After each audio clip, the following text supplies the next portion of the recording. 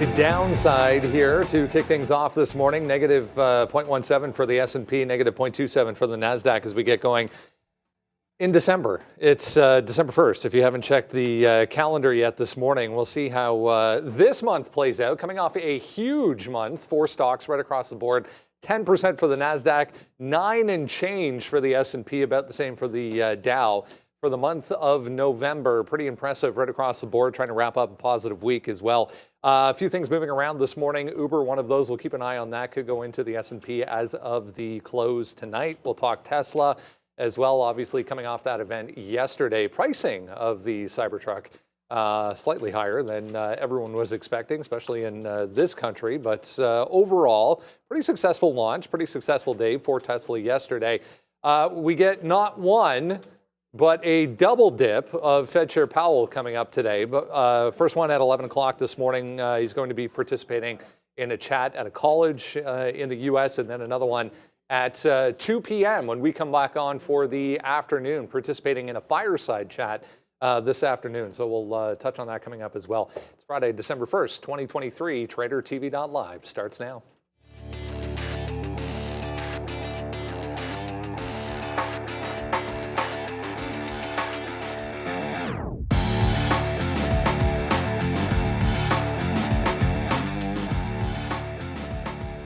Yeah, there's a look at Tesla downside this morning coming off that Cybertruck event. Overall, though, I would say pretty successful. Such a cool vehicle.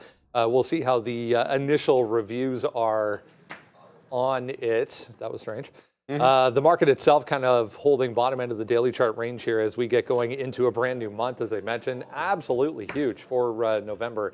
10.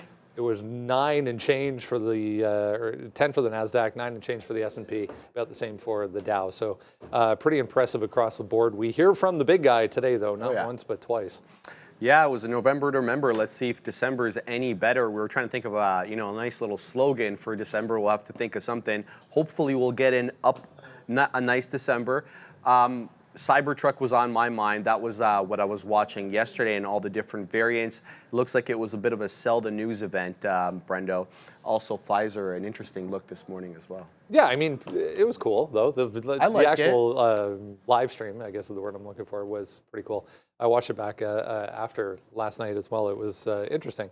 Yeah, we'll see how the initial sales numbers are. We get some sales numbers, speaking of, from Chinese EV makers as well. We'll touch on your Li Auto coming up here, I am sure. You're not too happy this morning, though?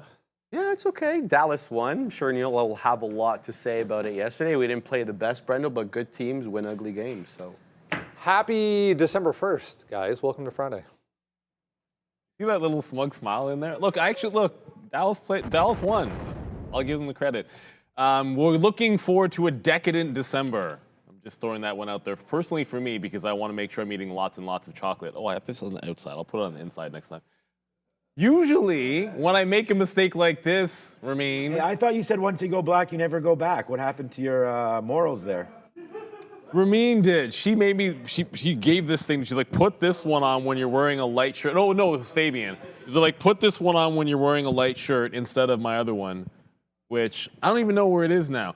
But it was, look, it was an interesting cyber event. We were covering it live, the Cybertruck event, I mean. It was an interesting event. I mean, obviously, everyone knows like what it looked like. You got some of the specs, the pricing. I think, for the fully loaded, it came out at basically 100K. But not a lot delivered. It was a sell the news event. There was a top wick you could grab there. It was selling for 2 days going into it. I'm talking about Tesla here. And you don't have as much in terms of earnings today, but you have a few names out there. UiPath actually just broke the high already, so that's on a bit of a tear, up 17%. Marvell and Dell are both 5% to the downside, so they're looking weak. And Pfizer, what you gonna do? Not great for them. They're within $1 of pandemic lows, Pfizer. At the 28 level, just underneath the 28 level, with a 29 break almost imminent. Not a great look for Pfizer. But they're going to be on watch, and then do not sleep on, I don't know when it's going to be the newest entrant to the SP 500, but Uber. They will be. It's just a matter of when. Yep, exactly. Probably, I would say that's another sell the news event, but we'll wait to see when that news exactly comes up. But welcome back in. Yeah, we talked about yesterday Tesla floating down into this 230, 232 level. I think it still gets there today. So we had this call yesterday. If you guys held it overnight, congratulations. You had some window dressing there at the end of the day, but Pfizer didn't even get window dressed. It just kept on going back down to the downside. We were short this name for the last couple of days. Remember, we hit that 243 short. We were short yesterday afternoon, hoping that we would get to these levels, but you had to hold it one extra day, and now you're down to the downside. And after what a great November, we just mentioned 10% up, like, I don't know. It just kept on going, right? And we'll see what happens today. I think you can get a pullback, but obviously all-time highs could be in the look here for the end of the month. We'll see. We do get Santa Claus Rally, which starts on December 22nd this year, and it should be an exciting moment regardless if you're trading. I do think volatility will be here this month. Oil's been making moves. You have Tesla within pennies of its 52-week low, Pfizer within pennies of its 52-week low here. Eli Lilly making moves around as well, down to 590 again. I like all the names that we're going to be talking about. Home Depot, there's Uber. There's a lot of different areas. Like I just looked at that Uber chart. Yeah, Home Depot. There was something about. Who's the owner of Home Depot? Art something. There was everyone was against this guy for something yesterday. Someone in the chat would probably remember what it was. You know what's crazy? Stance on something. I'm not making up. It was political. It was it was a political thing. Okay. No. You know what it was? Is that he threw his? He owns the Atlanta Falcons, I believe, as well. I think he threw his support behind Trump. Yeah, blank. What's his name? Yeah. No. It was Arthur something. The coach is Arthur. I thought the guy's name. Isn't it Coach Arthur Smith? And then. No, let me see here. Hold on a second here. You guys will know. Anyways. Yeah. Anyways. Yeah, Arthur on. Blank. Yeah. It is Arthur Blank. Yeah. So, anyways, Arthur Smith is the coach. Arthur Blank is the owner. I thought more would be happening with Home Depot here, but that doesn't look like. NYSE is halted. Free market. Yeah. Must be news pending because you can't halt. No, it has to be news pending here. Limit down. Yeah, it looks like information request. Yeah. So information request T11. Next. Who the hell's NYSE? What is going on? How many shares float on that thing? I don't know, so you're gonna look it up right now, and I'm gonna say 758,000. Let me see. You're supposed to actually let a person guess when there's. Okay, that's fine. 658. So he misread the number there.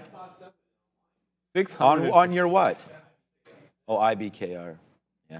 So 700. It's just funny you said 758, but I see 658. Like it's just so crazy. But anyways, he was going on IBKR. So all right, another runner there, Sharif. So good luck. I don't know. We'll watch it out for everybody. Staggering $2.6 million market cap on that as well. I don't see any news, but we'll see. Neither do I. Clearly, it doesn't need any. Here. If it's that teeny tiny. You have something? Yeah. Shares rise 400%. Company has announced on November 2nd, board unanimously approved liquidation and windup of company through a dissolution pursuant to a plan of liquidation and dissolution. So it looks like they're just going out of business. What time was that? That's December 1st. It's at 7:18 a.m. Bigger part of the story is it's a tiny float. Yeah. So we'll see if maybe it doesn't even reopen. But I was just reading through. This is kind of interesting. This is historic market performance for the S&P 500 when November's numbers specifically were the best ever at the time. So this is indicating the following year after a very, very positive November month specifically. So in 54, the following year was 26%, 62 was 18%. 1980 was the only negative one there. 2020, 26.9%. And then obviously we were up 9% for the S&P this year. So we'll see what happens next year. But could indicate a pretty good year next year if you go back far enough. Yeah, let's see if the consumer holds out. That's really my own concern. That's what I talked to Frank about yesterday. I said, what if the consumer doesn't hold out? Do we get that soft landing that we've all been talking about? It's really only been done one time, that 94, 95 period where the Fed started incrementally decreasing rates by a quarter point. And you didn't have successful soft landings, Brendo, in 01 and 08. So we'll have to see how this one goes. Yeah, we'll see. Cue Santa Claus, maybe. Anyways, going into the end of the year. It's been a while since we've had a really solid December. UiPath, meanwhile, just saw popping up in front of me here, taking out session highs at this point, 23.35, 23.50 coming into play. Pretty good report after the close yesterday for Path. It's on the path to success. And I said that one out loud before we came here, and I was like, I think it sucks, but I had nothing else. So UiPath, it's actually only a 9% short flow, which I think we checked yesterday. That's why I remembered it. But it's not that big. I feel as if this used to be a sexier name for squeezes. All that said, we went over, obviously above the 20 support or resistance level is going to be a breakout. But you got to zoom a little bit further back out on the earnings beat to get an idea of what can happen. Yikes if you're holding this from 2021. Some stocks from 2021 levels haven't really done much. Now, the good news for UiPath is there was another level. You go way back. I'm showing a triple top here. This is 20 at 22. So if there were a dip, I was looking into dip back into this resistance level into 22. And then the big gap fill happens. This is 23.30. It's trading right now at 23.30. So 23.30. This is all the way back into the March of 2022, but that is $22.30, that last resistance zone. And then if it breaks out like 24, you have the massive gap to the upside on that daily. So it is still within a range that is reasonable. A consolidation above 23 that breaks back out 23.30 at the open is takeable. If it pulls back in, I still like it in front of 22. It's not a pure squeeze, but on an 18% move to the upside and a 9% short float, you still want to have first look join strength. It was a strong stock going into this, and then you had a bit of a breakout. It's a big level on the daily. It's taken out. I always look for a continuation when you break a monster level on the daily, like UiPath has done here. So that's going to be the first look. We'll see about that dip at the open. The volume, it's less than 500,000 shares in the pre-market. So it's not as if it's screaming, doing a ton of volume. I want to see this one open up. So I have, we'll definitely be on that. We've seen a firm just absolutely rip off, like even breaking key levels like $20 and now up to 35. I mean, UiPath has that availability in it as well. I mean, ARC, here's just the daily on ARC. I mean, ARC's been really rifled up in November as well, as everything really has. I think this has been the best month for ARC. It might have been in its history, to be honest with you. $34 up to 48, so that's a huge move right there. We've seen a lot of names continue to make that to the upside, but I'm going to go back to a play from yesterday where we had Salesforce taking out highs, making great waves with their report. I think everyone's going to love Salesforce if you own it, and I don't think it's going to be a mistake to even buy it up here. But yesterday off their report, you had this move down, and we tried to catch bottoms all day. Well, we tried it twice. We tried it once at 248 early rate here and missed, and then we tried rate here and missed at 246, and then it finally based out at 245. So if I like the name, it's a day two play, so that's good. Normally we like to look at day two plays, not as investments, but as trades, because I like to think that if it can settle down in and around 245 today, if not, fine, and then you use that as a base, as a possible investment or a swing trade after a couple days. Let the name settle down. But for today, the market's going to open up a little bit red down. We're down 0.3%. I like to see Salesforce in and around that 245 area for a potential long. So that is, I'm just working on the sticky note right now, but that's on here for a day two play. I really like Salesforce, and it had that huge, I mean, it moved up from 244 there into the close, 251. So you had a $6, $7 move straight to the upside there. And then, of course, we had that window dressing at the end of the month, which was amazing. No, Brendan wasn't sitting there at the end of the day, but it was $6.5 billion. Yeah, it was a huge to buy. Like, I don't remember, honestly, the last time. Huge. I don't even think it was that big for the S&P rebalance in September. The last one wasn't. It was like, I think it was four. I remember 4.5, something like that. 3 to 4, 5. Like, but you saw those numbers. It was all of the big Amazon cap. was like $8 million to buy. Yeah, all of those big cap tech names. Amazon was the biggest one, but then you still had over 1 million on each of, like Microsoft. Apple was also a big one in there. So it was a very wild close. Like the price action was, I mean, on Tesla had a huge move. The move on Amazon was gigantic, but they weren't the only two that had those massive spikes. This is why we pay attention to the imbalances sometimes. Right, and and it goes to Brendan's point there about people trying to position themselves for the coming year and for what could possibly happen in December. I'm just glad that at the beginning of November, I went over to those algo guys and said, turn off your shorts. Up 10% for the month, Sharif. That's not bad. Pretty impressive. Yeah. Let's continue the talk on the positivity side of things. Michael Noss is here, CMT from Trade Ideas. We'll get a look at brand new monthly candles that have formed as of the close yesterday, Mr. Noss. You were so excited that you planned this out last night before you even called it a day. So good to see you as always. Talk us through what this means. They're looking pretty good. Good to see you as well. And yes, as a chart nerd, I'm probably one of the only people that are excited every time we get a new monthly candle. And it's generally pretty rare that it lines up with the presentations that I do here. So that was really exciting, and I got that out last night. So yeah, we are just going to go through the monthly candles of all of the big names that we see here. So we're going to start with the S&P 500, and we're going to go down the list of a lot of the different sectors and everything that's going on there. So we'll start here with the monthly chart of the S&P 500. Now, again, these are really zoomed out. I guess I should preface the reason that I like to do this is not because I trade off the monthly time frame, or it's not because I believe that that's the important time frame to look at or anything like that. But as short-term traders, you know, the guys that you hear all day are day traders, and myself, I'm a swing trader. Sometimes we get really kind of buried and we get, you know, locked in the forest. And it's good to take a step back and see the forest for the trees and get a really zoomed out look. It makes, you know, the bull runs that you're in not seem so bad. And it makes the bear runs you're in not seem so bad, and gives you a general trend. And it's just a nice kind of break from those short-term candles once a month. So there's not really much to say about the S&P 500 when we're looking at this chart. That's why I didn't do any fancy lines to it. Just an amazing month. You can see the giant green candle that we had up there after that little pullback. And now we're sitting right near highs. So the question is, before we break this high that we had a couple months ago, say 3-4 months ago, do we need to rest a bit? Do we need to have a pause month, or are we just going to blow through? So that's what we're going to watch. Is Santa going to come to town on that? But I'm more interested in getting under the hood. So let's go through some charts here, with next one being the UUP. So this is the dollar index. I don't think it is a surprise at all that when we saw this amazing month in stocks, that we had this pretty harsh down month in the dollar. Generally speaking, this is the way it goes, right? If the dollar weakens, people are putting those dollars into stock, and vice versa. What was interesting, what's highlighted here, is that we have a potential double top going on in UUP, or the dollar index.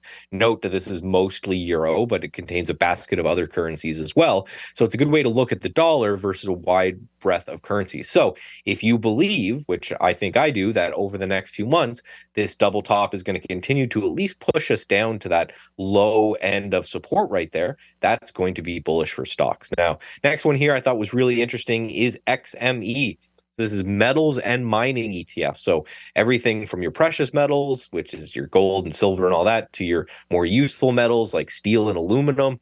Getting very, very tight here on the monthly chart. So I had a great month, just like everything else, but this consolidation is getting pretty wild here on XME. So a breakout in this would be good. It would mean that it's not just a tech-driven rally. If you're starting to see metals and people who mine metals doing well as well. Next chart here is, I think, maybe one of the most important charts that you can get in the overall market, and this is the XLF. So this is the financial sector. Now we're going back a while here, right? So the down arrow that I put right before that drop, that was the 2020 collapse. The high of that was $30 a share. I've talked about this a few times with you guys on the show. During the bear market, we tested $30 a share and held. And then during that financial collapse with all the banks going bankrupt, we tested $30 and held.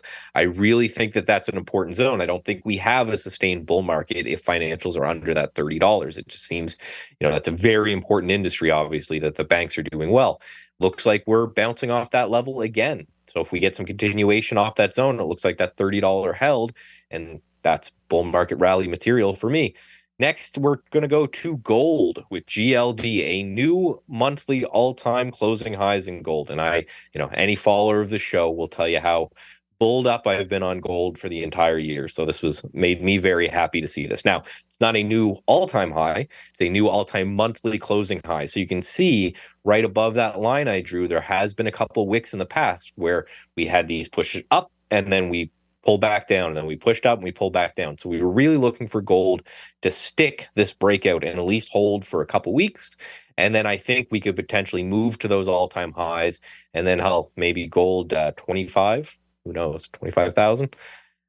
Uranium is the next chart here. Not a new all-time high in uranium, but I went all the way back in 2015 was the last time that we were this high in uranium. I believe, I need to look it up, but I believe that sell-off was actually the Fukushima disaster. But we are climbing up through there, and I don't see a lot of resistance in uranium till the 35-40 handle. So a nice breakout in uranium. You guys know how I love that sector as well.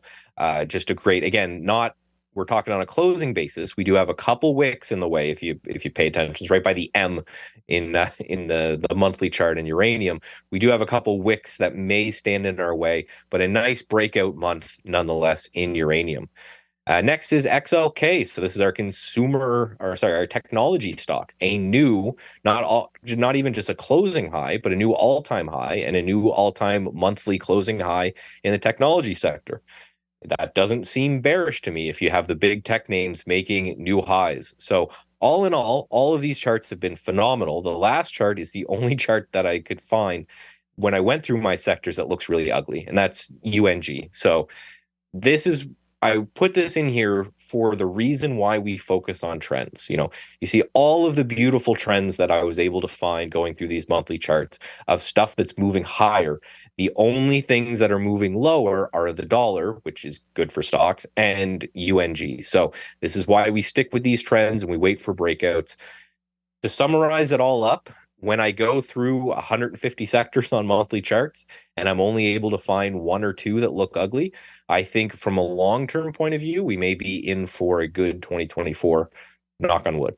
It's a good exercise in general for everyone, I think, to go through at the end of a month or at the start of a new month, just to kind of get some context. And you saw on that XLK chart specifically, as we've been discussing how strong tech has been, but it's interesting when you kind of zoom out like that and actually see it visually. It really emphasizes, you know, this pullback, this last pullback in the overall market, nowhere near the same size on tech charts in general. Context-wise, how are you now applying what you learned in this exercise going forward? Well, so what I liked, you're right. The reason that I do this is that zoom out is just very important to, like, mentally, you know. I was going in and I was looking with, I think, a lot of people that, oh, we are so overextended here when you're looking at the daily chart. Oh, we have to pull back at some point. You know, we're reaching these resistance zones. We're very, very overextended. But when you zoom out like that and you start to see that there's many monthly candles that can just go up in a row and break through these zones and keep going month after month, it kind of just resets my brain and says, okay, we are in a bull market. There's a lot of evidence that that bull market persists. Yes, on short-term basis, we may be a little bit overbought in certain sectors, but I should stop looking at that as, hey, I need to try to, you know, maybe time some tops or take some money off the table. I should be more looking at, I'm going to wait for the pullback or wait for the rest and then go back in buying stocks because, again, the long-term wins are at my back. Great stuff. Michael Na, CMT over at Trade Ideas. Have a great weekend. Have a great weekend. Thank you very much, as always, Michael. The reset, the step back, have a look at the higher time frame. I think it's always important because, look, even if you just look at a daily chart, sure, things have been absolutely fantastic on the Qs, but you're at a bit of a resistance point that we have not been able to punch through. And when you look at the overall higher time frame, I mean, look, if you pull this back far enough, it's going to tell you the same thing by the dips, right? But when you pull it back to the monthly, it looks even easier to see that. And the first thing I want to go to for the Qs is, I mean, the first stop will be like 9 from here, like about the 379, 380. And then I just look back at what happened at the 200 period moving average last time. And if you sniff that, that is a huge buying opportunity. And the 50 period probably is good at 370 as well. So when in doubt, zoom out. Now, when we're intraday trading, it matters that we're pulling back off these highs because you've got to be able to go long and short as an intraday trader, regardless of what you think the market's going to do over the next year, 10 years, whatever it might be. If it's a short, it's a short. So, you know, acknowledging all of that, we have been at that resistance point when it comes to the Qs and some of the tech names, and we are in a little bit of a pullback. You can't deny that NVIDIA got to that 500 again after earnings, and it's pulling back. And if it sees 400 again, that's exactly what the pattern has been. And if that's the case with Tesla, then, you know, a lot of these names can get back into some really good levels that are opportunities for buy. But as they go, you want to have an eye on the opportunity to short. So you have to use left brain, right brain. the longer term and your shorter term thinking as well. I never want to get too bottled up in the market is always going up in the long term when you're intraday trading, because then you'll miss out on some good shorting opportunities. Yeah, I think Michael just explained it pretty good there, and understand your style of trading. He mentioned that we're going to be day trading here. Obviously, we don't hold anything overnight. And then his style was more of a swing trade, right? He talked about gold having a great record month. It was up just the same amount as the NASDAQ, right? A little bit better. So, trade your book, but understand that, yeah, those charts, those monthly candles, great use of those, great explanation by Michael. I mean, and it just continues. He's been hitting uranium. We've talked about that. Michael was one of the very first guests on the Market Recap show, and I remember talking about uranium. I think was one of the very first things that we talked about. So that's really nice to see. Gold, you can, even the symbol gold with Barrick or anything like that, you can get some, a little bit of, not leverage, but exposure to gold. I was just sort of thinking just like, that's not the right word. No, it's just if you feel that you need some exposure to something other than maybe you're overweight some of these tech stocks, or maybe you do think that this run has been unbelievable.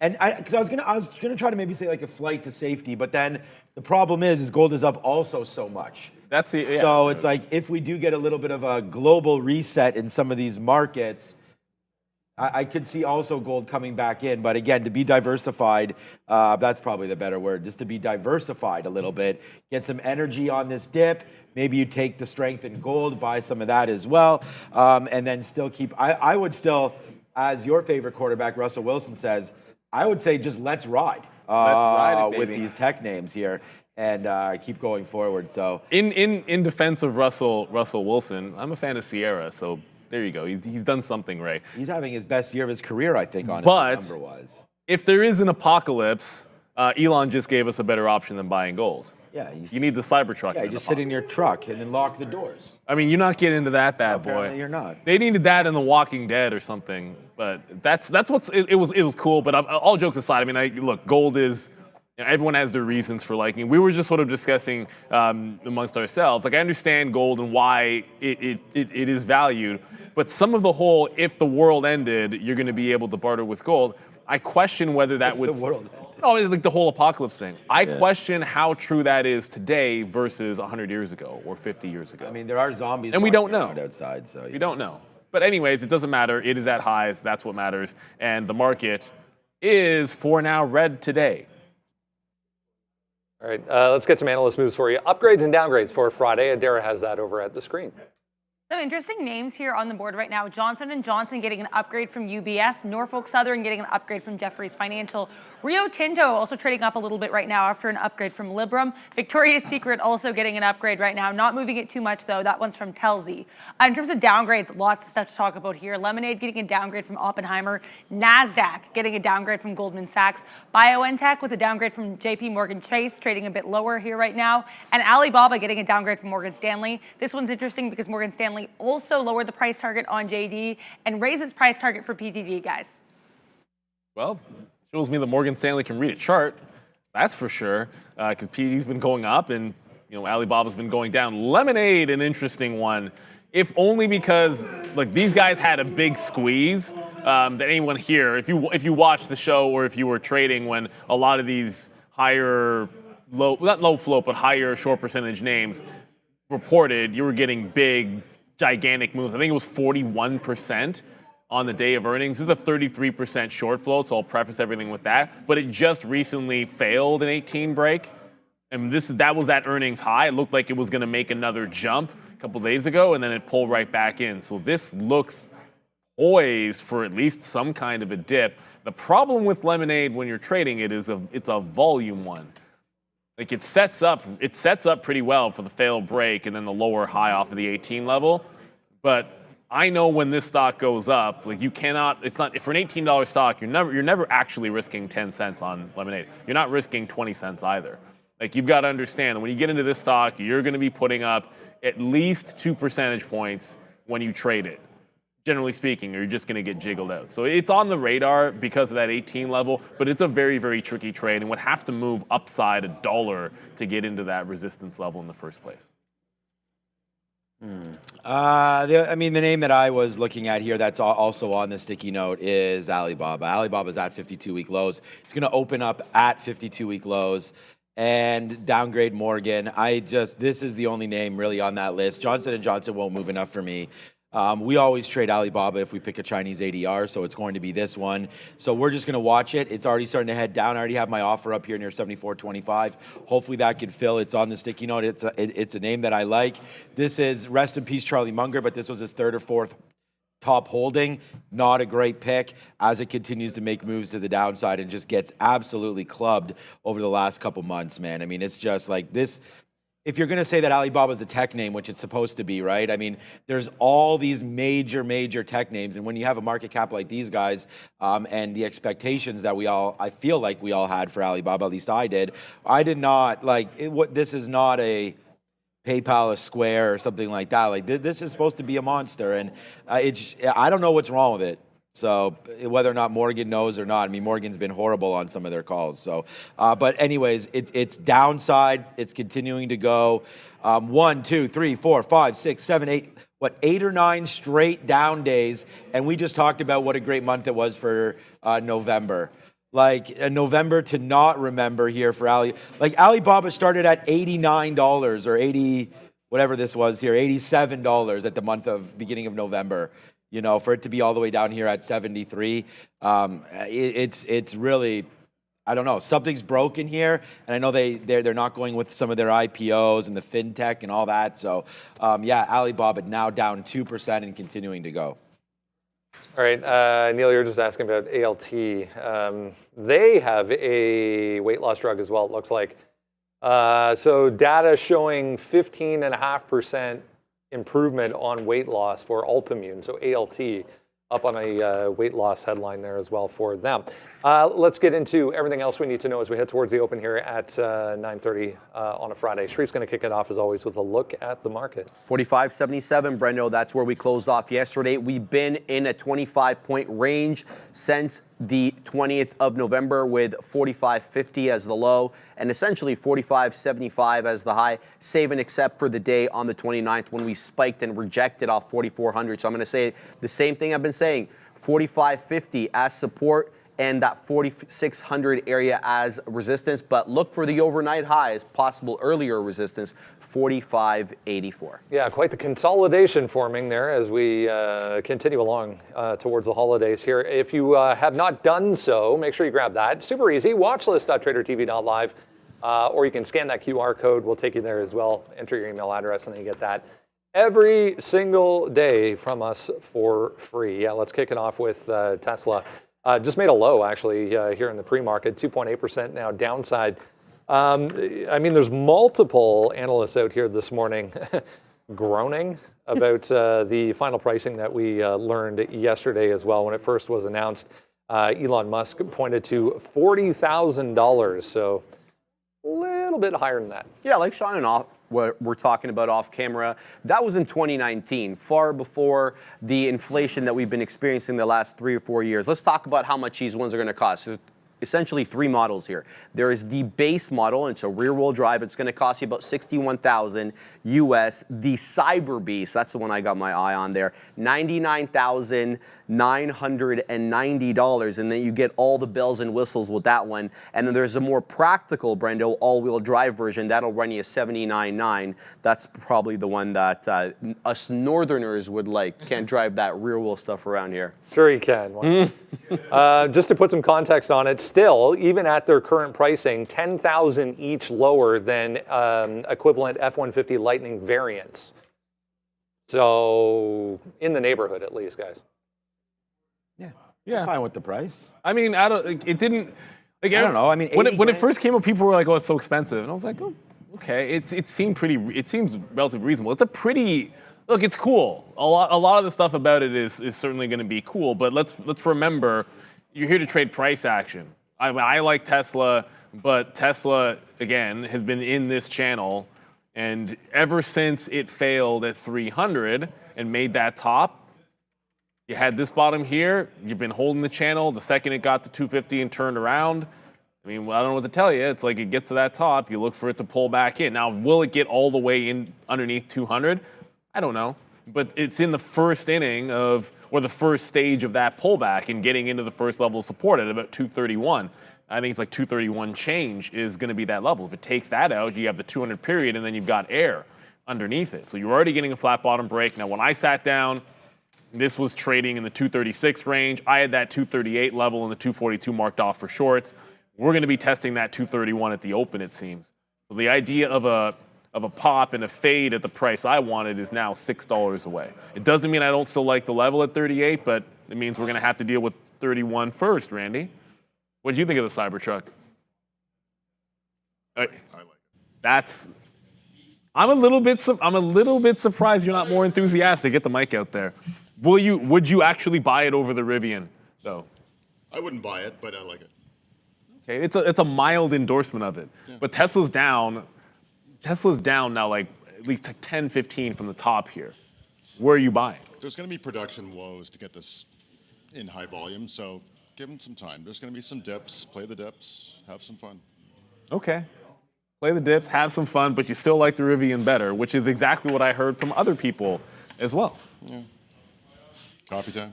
It's always yeah, coffee. It's always coffee. Rob's getting it, though. Oh, is he? All right. Good. It's always good when, me and Randy have very, very similar ideas here. I wrote down buy the dip, literally buy the dip there at 230 on the sticky note. So I feel like this level should come into play one more time here. We had the bottoms back in October. At least it will come into play at least once. I think that would be accurate right there. So we'll see. Look, yesterday we did the classic Katina change-up. Shout out to Super SPAC Man for that one. When we shorted, we were initially thinking about the long on Tesla. We shorted this 243. We got a lot of credit for that on socials. So thank you so much for that. And then it dropped all the way down into 239. You guys want the Dollar Club winners. This is going to be one today. It's just a matter of waiting and being patient if you can get it, right? That high right there of 244, we also shorted that. We had this stock. This was a great stock. It was my #1 stock yesterday. And hey, man, we're still alive, so we're going to be trading this here today. So 230, check out the sticky note. It's obviously a key level. And you don't have to, whether or not you like the truck or not, it doesn't really matter. Like Neil said, we're going to trade price action. That's all that matters. So we'll continue to watch out for that. And as far as an investment is concerned, I'm still long Tesla. I still like this. This is one of the best names for me to buy on any dips. So we'll just wait for that. All right, let's go on to some weight loss headlines. Altimmune, as we said, higher on positive test result, 15% increase in positive results for their weight loss drug. Pfizer, on the other hand, throwing in the towel on their 2-a-day or twice daily weight loss drug, saying the adverse effects not good for the latest results anyways. Right back to these lows, if you go back to the end of last month, for Pfizer, down about 5% here. Yeah, it's not the first time, Brendo, that they've actually stopped the trial for a weight loss drug this year. There was one stopped in June. That one was for a once-a-day pill, different formulation. So second time around here, it's looking kind of pessimistic. Analysts not really liking this, but there is light possibly at the end of the tunnel. There is a different formulation for the current drug, which I'm not even going to try to pronounce, that's slated for a once-a-day formulation as well. And they're more optimistic about that, saying that the lower dose could help with some of the gastrointestinal issues, which has been plaguing this particular trial. Brent. Yeah, it's worth noting, fairly high volume already this morning, but yesterday was among the highest volume days in the past little while here. But big time levels coming into play here once again for Pfizer. Pandemic bottoms coming into play for Pfizer, which is, look, there's a few names that have tested pandemic bottoms when Pfizer it's not the pandemic stock, but I don't know, like what are the things when people write about 2020 in the market and those bottoms, they'll probably talk about Pfizer, BioNTech, and some of those names as well. Moderna will be in there. But $28 or just slightly lower than that is the pandemic low. You're about to take out, or you're taking out the 29 even as we speak. This is a weekly chart, so I can go back far enough. But you are about to take out this local bottom, this 52-week low, 28.90. That could happen right at the open. It's 29 even. If we're breaking this to the downside on this news, I want to be looking for short until it tells me that this level is held. And so if we break that 28.90, then I want to be short underneath that at the open. If it makes a recovery bounce, I never want to get trapped when a double bottom holds. So you have to have I'll have a relatively tight stop. If it gets back above like 90 or evens to like the 5 level, then you got to get out. You got to be looking at the tape. If the buyers emerge right back away above 29, then you got to get out of Dodge. If we see that pandemic low at 28, I find it hard not to be looking for some kind of a bounce play if we get to that price on Pfizer. It's been ugly for them. But, price action is what it is. I still own, I bought this when it made a higher low back in 2020, and I still have a piece of it. I didn't sell it all. So I'm actually bag holding some 32s myself the entire way back in. It's actually just over 20% of the position. And the whole time I'm thinking, when can I actually buy this again? Because it can get to a technical level, but it doesn't matter because everything is about this drug. If the drug doesn't work, then where's the bounce supposed to come in Pfizer? So I'm looking for some good news before I buy any of this. Yeah, I'm not buying any more of this, but I do think it's a great opportunity to put some more into your long-term account. And I just think you let it settle down a little bit here. This is kind of like, again, it's testing its 52-week low. It's going to open up lower than that. It's 28.80 is its 52-week low. So that's going to most likely hit.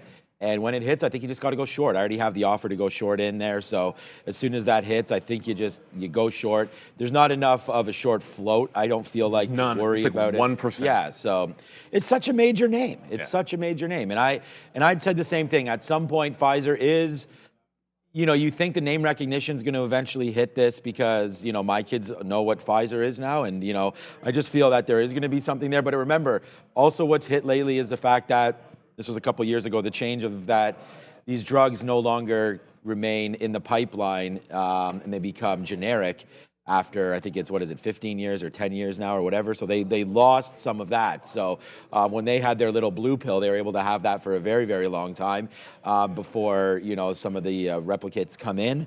Now you're going to wait to see what happens with this new pill. And I just think you want to wait for some time. We've already seen what it's done to Novo Nordisk and Eli Lilly. So I feel like Pfizer's on the right path. I just don't know if these drugs are sustainable. I like the fact that it's an oral dose because I think right now you have to self-inject or whatever, right? And that's...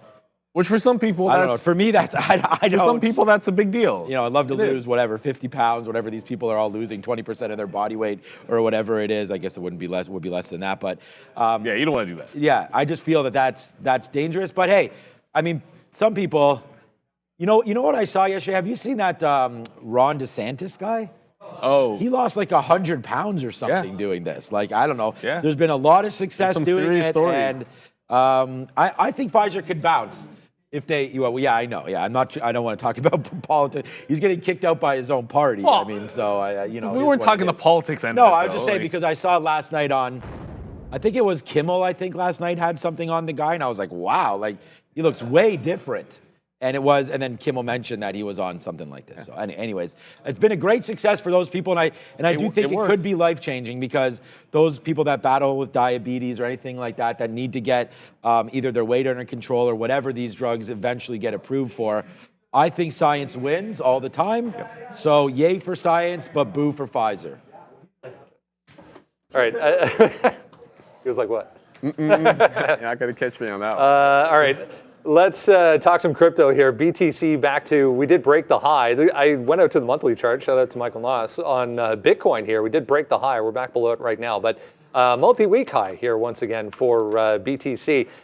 There was this note on, where is it? There it is. There was this note from Kathy Wood selling on the way up here, rightfully so. I mean, look at the daily chart on Coinbase.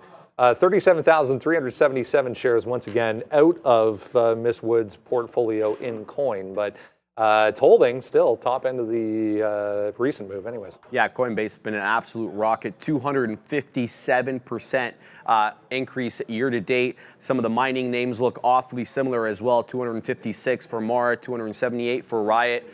Look, we're all waiting for that spot Bitcoin ETF, really. That's the whole look here. And I think once we get approval of that, we'll have some more large money come into this play and possibly run up more. Let's see. Yeah, it was interesting. She was also buying something called 10X Genomics Incorporated, another one of those. And then Pure Storage, 143,107 shares of Pure Storage, PSTG for ARK. ARK, as you said, having a record month and doing really well. And why wouldn't you take profit on Coinbase, the run it's made? I mean, like the accumulation at 70, like look at, this is what accumulation looks like on a stock where you just have all kinds of support. It also happened to be buyers underneath the 50 period. And then once it broke away, it really broke away. You know, are we running into, you're not at that 40,000 and there's been some chop up here at 38 on Bitcoin and maybe that has something to do with it. We just pull the weekly out because for something which has been as beaten up as Coinbase from the highs, you gotta pull the chart back a little further when it makes a breakout. So we've already taken out the big double top. In theory, this had room to like 150 if it could have continued this break. But it looks like a consolidation above the previous high on this weekly. These are wicks about to the teens. So it wouldn't be crazy, oops, let me get that out of the way. It wouldn't be crazy if any kind of a dip got you right back into 115. That's where my head is at. It felt like that's what we're starting with in yesterday's trade. So if it's gonna get back underneath 120, this is like 126 in here. If it's gonna get back underneath that, I think you have a lot of room into the downside. The fact that it's gapping up, I think you wanna be patient. This is one where if it breaks out that top, there is a ton of room overhead and you do not wanna get caught in a bit of a trap. So I need to see sellers underneath that 126 level, maybe even the 25. But I think it's one that you can at least join to the south side as long as Bitcoin isn't breaking out on you. Oh, man. I just wanted to say, I mean, yesterday we were out with Jeff Mendel there, and we talked a little bit about GBTC and ETHE and things like that. So as you could see, again, you know, whether or not this gets turned into an ETF or not, we talked about sort of whether or not Grayscale would actually want that to happen, but whatever, the SEC is going to sit in here or whoever's going to make this decision eventually. But right now, it's been a huge move up for Bitcoin, and I just, you know, if you want to hold an ETF, there's BITO, GBTC. There's also ETHE over here on the OTC markets. And you're just going to see it does follow the price of crypto a little bit. Ethereum is having a problem at 20 to 2100. So we'll be able to watch out for that. But yeah, man, I mean, my go-to, and this is not just because we went out to lunch yesterday, my go-to is GBTC. We've traded it on the show before. We've talked about some outsized moves, and sometimes it's worth fading it because once you get some of those announcements, you've had huge moves up in GBTC and then been able to fade out as it doesn't properly follow Bitcoin to the T. So watch out for that. If there's any news coming through over this next month about this particular trust, then we'll find out what happens with Grayscale. So I always like to look at GBTC when we're talking about that. And then we also looked at Mara as a miner, and we gave this trade out a couple weeks ago. It never hit 10 bucks, but I was talking about liking it down here in and around $10 as there's, I always say, it's like there's like that garbage where you kind of make that move and then break through it. So back into 10 would be a good test, but I think you're off to the races here. I like crypto moving forward, so I will be biased for any longs in the space. All right, let's go on to some Chinese ADRs moving around here this morning. A couple of different catalysts to note. As we heard, Alibaba downside once again, this daily chart not looking terribly good through support at this point. Morgan Stanley downgrading Alibaba to equal weight, lowering their price target to 90 bucks. We also got Chinese EV maker deliveries as it is the first of the month. So Sharif, would you like to take that? Yeah, absolutely. I would love to talk about Li Auto. No, in all seriousness, though, but very interesting that you're getting the downgrade for BABA and you're getting an upgrade for PDD because they are competitors. So I want to see in exactly how that sort of dichotomy is going to develop. But let me tell you about Li Auto. First of all, obviously, I'm involved in this name, full disclosure. Listen to this. They delivered 41,000 vehicles in November. That's an increase of 173% year over year. They've already reached their goal of 300,000 vehicles delivered in the year. They've delivered 325,000, a month ahead of schedule. And it's interesting. They're growing their retail spaces as well. So it's less of a direct consumer model and more of a retail out. So we'll have to see how they do. The other ones also producing good numbers as well, XPEV and NEO. Yeah, I was just looking at the daily chart here. NIO, I mean, it's down, but daily chart's very, very, very consolidated. XPeng, not a heck of a lot of action here so far either. You know where NEO is. They were 12% growth. I mean, I guess growth is growth, but they've been languishing at the bottom here at the $7 level, and every time it bounces, it's not bouncing as far as it was before. Like, you were getting the initial bounce off this level. Within 2 days, you were back up over $8, and then it bounced the second time off that level, and you got $2.95, so like almost to $8 again. Then we got down there and made another bounce and got to $7.50.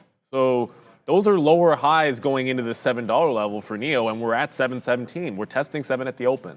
Now, will I go for if any kind of a long sets up, gigantic size on the bid, buy support, refreshers, any of that stuff happens at 7 even, and I go for the long. But if we're finally going through this level, then I'm gonna go for it. I mean, it's down 1%. I mean, you can look at Li Auto. Li Auto doesn't trade a lot in terms of volume, so it's not usually one that I want to trade. If anything, and if I wasn't looking at NEO, then I think it would be Xpeng that would be setting up. Now, this one's done a decent amount of volume, but it also is making a bit of a turn. Look at it's not accumulation when they're selling, but look at the resistance at 19 that it's pulling back from, and it could be breaking a little bit of an upward trend since that pullback. So, Xpeng also looks a little bit weak underneath its 50-period moving average, but NEO is at a monster $7 level that I think gets tested within a few minutes of the open. Unless it just starts rallying right now, I think we're going to see $7 today. Yeah, I could see this market being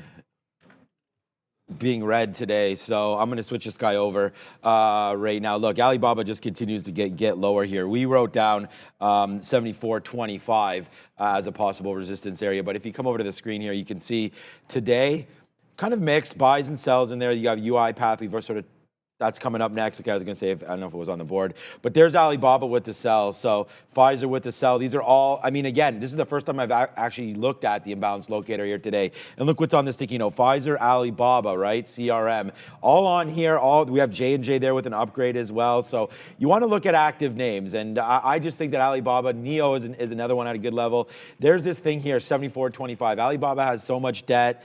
They're obviously down here on the month about 20%. Let me see. Well, if you lose $15 on 85. Yeah. So nice move to the downside, 15-20%. And that's not been the case for the market. It's literally like minus 200 basis points against the market being up 10% and this one being down 20. So not good, man. It just continues to make the move down. And I don't know where the flush is going to come from, but today we get Morgan Stanley with the downgrade. I could actually see this thing like really getting going here. You're through all kinds of levels, man. And I don't know where this is going to stop. I want to buy more of this stock. I really do. It hasn't gotten going yet. And I don't know. I actually want to go back and find out what Charlie Munger liked in this name, because we talked about him starting to become public about it up at 124, 125 to like maybe 130. So I have no idea what the average price of those holdings would be now. So all the way to the downside, let's see if there's a relief rally for Alibaba, but I don't think that happens, honestly, until the key level of 70, unfortunately. I was reading a note last night, actually, that was kind of interesting. It was suggesting that they were very close. It was saying, quote unquote, very close to one last investment, the two of them, but didn't happen. Okay. Let's go on to UiPath. I was just reading through some highlights here. The number 5 holding for Cathie Wood, Path, she'll probably be selling some of this today on this huge move to the upside. Top and bottom beat. I mean, they even announced a whole bunch of plans to invest further into AI. So, I mean, a bit of a pullback here already, but looking pretty good. Yeah, they definitely beat bigger than expected, 12 cents per share EPS. The street was looking for somewhere around 7. Revenue up 24% year over year on the quarter, 325 million is what they generated. Not a company I know too much about, Brendo, but analysts have it, most of the analysts have it rated as a buy, with 13 at a buy and 9 on hold. Yeah, pulling back a little bit though, guys. Definitely pulling back. I mean, it just dropped like 70, 80 pennies here. And we did some work on the higher time frame, going through some of the levels. Above 23.30 on the daily is a good breakout zone. It looks like it made a bit of a top there, that 23.30 level. You go back in 22 was the next level up. 20, 22, 23.30. Those are the 3 levels that I like for UiPath. If it holds 22 on a dip, I think it can be a long there. If it can't hold 22, that's a lot of space back into what was the previous big level of 20 even. And if we're simply buying above the last breakout price at 23.30, I need to see the buyers emerge. Right now, they're not it's not happening. You've already pulled back 70 cents. This is not a stock that is moving. For a $20 stock, it's not moving 10, 15 cents or 20 cents, right? Like this is going to be something, if you get in, 1% is a small move on UiPath today. Sometimes 1%, 2%, that's great on a $20 stock. This is not one of those days. Actually, there's been quite a bit of pullback in a lot of these names, man. Like I was just looking right now at Google, and we're talking about like what kind of a month the NASDAQ has had. Some of these names have pulled back quite dramatically, man. Like, you know, this was at 140, now it's at 131. Like there's been some pullback. Look at NVIDIA today, and it just came across one of my scanners here. It's 925, so there are going to be some NASDAQ imbalances coming out, which is going to float around. But 465, like this is a pretty good pullback. This is $50 down from their high. That's 10%. Again, NVIDIA's rug pulling everybody again with some sort of degree here, because if you bought it on, again, another record quarter, you're down 10% already. Unbelievable to be down 10% on such a good quarter for NVIDIA. It's kind of strange. But okay, as we go. The other name I want to talk about, because we talked about UiPath, and again, they're not the same as Salesforce. I just look at this as another earnings play from yesterday where, again, I just want to say this because I say it all the time about earnings plays, and I quite frankly don't really ever. I've gotten it right a couple times. We've had some big winners, and this is what you do. You got to wait for it to base out. Yesterday we tried 48, we tried 46, but the base was at 44, 45. So if CRM continues to get nasty today, down 1%, and the market continues to make moves lower, we're still going to see if we can bounce off this 15.9, right? So yesterday right there's the bounces off. 15.860, 15.850, you know, so we got to hold 15.9, and then if you do take it out, watch out for 15.8. Like, I still think this is in play, and then when this hits, man, you are coming back into mid-15s again. So I would say I am biased to the short here. We've already turned the bull into a bear there, and you know, let's just see what happens, and let's see what takes a look here at the NASDAQ imbalances as well. So nothing here of note. Microsoft, we talked about it, and I actually just tweeted this out as well. I added something to the sticky note not too long ago. As you can see, this was about 32 minutes ago. It's this chart here on Microsoft.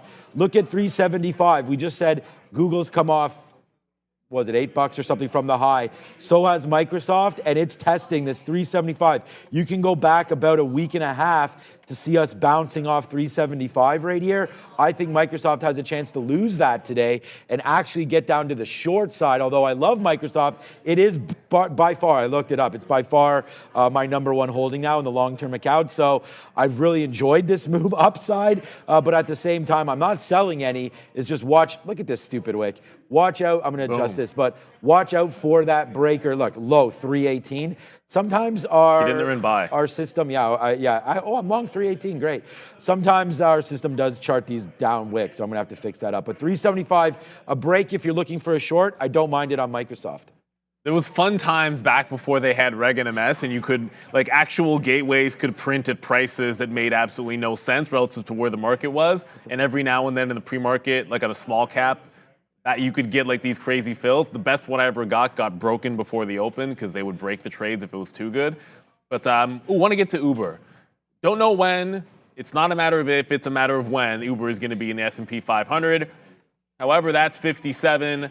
It has been a fantastic ride for Uber this last month. Wow. It's actually October 27th, so technically this started right at the end of October. But really, you know, a few names had great months, but this is one of the ones where some of these red days, I'm not even sure it was red on these days. Like that was a green day. I think it was like 2 or 3 red days in the month, maybe at best. 57 is a double top on Uber either way. And if there's going to be a bounce in this market today, and I'm kind of bearish too, and I've been looking bearish all morning, mostly because of resistance on a lot of these names. But if this can get going above 57, any buyers above, I think that an Uber can definitely be along. So I want to look for some short to pop situations. We've already talked about Pfizer could break the low. I didn't mention any of the chips, but Marvell reported earnings, and they are down 6%. It was down 5. 53.5 was a previous support level that I'm looking to fade off of. So this is 53.5. If it simply takes out 52.5 and holds that at the open, that's another flat bottom break with support at 51. So Marvell's in play today because of earnings, putting it into the lump of chip names, which have all been giving a little bit back here, as we have 30 seconds to end the week but start the new month here. I don't know if I don't think it can be as good as November in terms of what the market can do. I'd be pretty skeptical about it. But today, at least, is looking pretty darn weak here. Eyes on Pfizer. It's pretty much at a 52-week low. It's at the 52-week low when the stock opens up. So we'll have to watch out very closely for that. In 6, 5, 4, 3, 2, and ring it. Yesterday I didn't take a break because the stock hadn't opened, and I feel like today, I mean, if Pfizer takes out that bottom, I'd probably just take it. Yeah, I mean, I already have that locked and loaded for that trade. So let's see where it goes through. Pfizer, 28.75 coming into play. Watch out for Microsoft. It's a name that I'm looking at. I canceled my Tesla and put it back for a bid down there at 230. It's not really making a huge move off the open eye. When we sort of just tanked in there into 232 just a second ago, I was like, uh-oh, watch out for that move. But yeah, not in play yet. Look at Alibaba absolutely getting Kathy Wood shedded. But it's almost, you can't even almost say that anymore because Kathy Wood's performed amazing over this last month. Had a good but month. Look at this, huge move to the downside. Wow. There goes Alibaba. We talked about this. It's a monster flush. It's open. There we go. See you later. I said maybe you buy this name at 70 flat, but who knows? Pfizer's about to break as well. That should be my first position. And there it is right now. We are in Pfizer. Yeah, Pfizer broke that bottom. I got 90s there. Well, 89.5. Okay, I got a midpoint. Sometimes midpoints can be good as Pfizer continues to the downside. Now remember, the pandemic bottom is like 28, so I just fired a 28 bid on the off chance it gets down there because I don't want to. I'm out of this stock if it gets to 28. Doesn't matter I'll be rich. what it does. That is a huge, huge level. Any pandemic bottom. UiPath is flying. Okay, that's already flying to the upside here. I got to watch out for Uber as well. But UiPath flying to the upside. It's through 23, 23.30. That was that big breakout price in the daily, but the pre-market high is a little bit above that. I might need it to break the pre-market high as well instead of just that 30. Okay, guys, we said that we would hit Pfizer, so we're doing it, and we did it. So we waited a little bit less. We waited for 80s until we got that 52-week low break, but it's a great trade, and it's starting to come back in. So, again, we're scalping this out, man. Like, I can't... Like I said, I'm trying to go for myself anyways. I'm trying to go like a little bit bigger shares and try to see if we can catch a quick little move and then try to hold. I mean, like I was saying, sort of they might have heard on my breath, like that would be amazing if we get down to 28. So, and I think that that's something worth holding. I mean, if this is going to be a red day in the market and we have a red name, so let's just continue to do that. I was just bidding some 64s. Hopefully we'll get that. I'm going to get some more out here at 67, and it's the only trade that we're in right now, and that is Pfizer. And it's been a good one. It's been a great one, actually, so far. So let's see if it can hold out faith on this, making lower moves. Pfizer. And my out's going to be, simply put, man, like I said, I have too many shares to hold this. So 29 and change, a little bit northbound of that, if we can get it. That's, well, not if we can get it. That will be our out. Tesla 234. Alibaba is still, man, I mean, it's funny because, you know, I hammer the short here on Pfizer and really don't take it at all on Alibaba because it didn't really bump, right? But, you know, this is the way better 52-week low break. Look at Pfizer, or look at the Alibaba just continuing to bleed down. But hey, yeah, man, speaking of bleed down, yeah, let's go. You can imagine with that bleed that you're at $7 right now on NEO. So there's about 600, 700,000 on the bid at that even dollar level. So the $7 even dollar level. So it's not millions of shares, maybe not as big as I was anticipating. I feel like it was bigger the last time it was down here. Could be wrong about that, but the last time you couldn't even get filled at 1s and 2s. It was only filling 3s. So I'm not on the bid right now. I wanted to see some buyers come in. If they can hold this 1 and 2 level, I might take some 2s in here, but this is a heavier move into $7 than it was last time. If that makes any sense. The tape is a heck of a lot heavier and not as much strength as we saw last time. As we're going to Adara. I have one bid in. Oh, I got the 50. Okay, never mind. I just got the bid in front of 28.50 on Pfizer. So the rest, I'm holding for a push into the quarters on Pfizer. We're now into NEO. Oh, position board's gone. Let's go to Adara. ESTC, the company is Elastic, picking up right off the open here with pretty strong volume. This one did report Q2 earnings and also got an upgrade from Wells Fargo. So keep an eye on this one, up almost 26% right now, guys. Say Wells. Yeah, I don't know. Missed it. We are all about this, though, right now today as, wow, Pfizer, man. Like I said, it's going to take one good trade every single day, and I think this is going to be one coming through right now for sure. Tesla also fading out, nicely done on that one for a nice little Tesla short up there if you got it.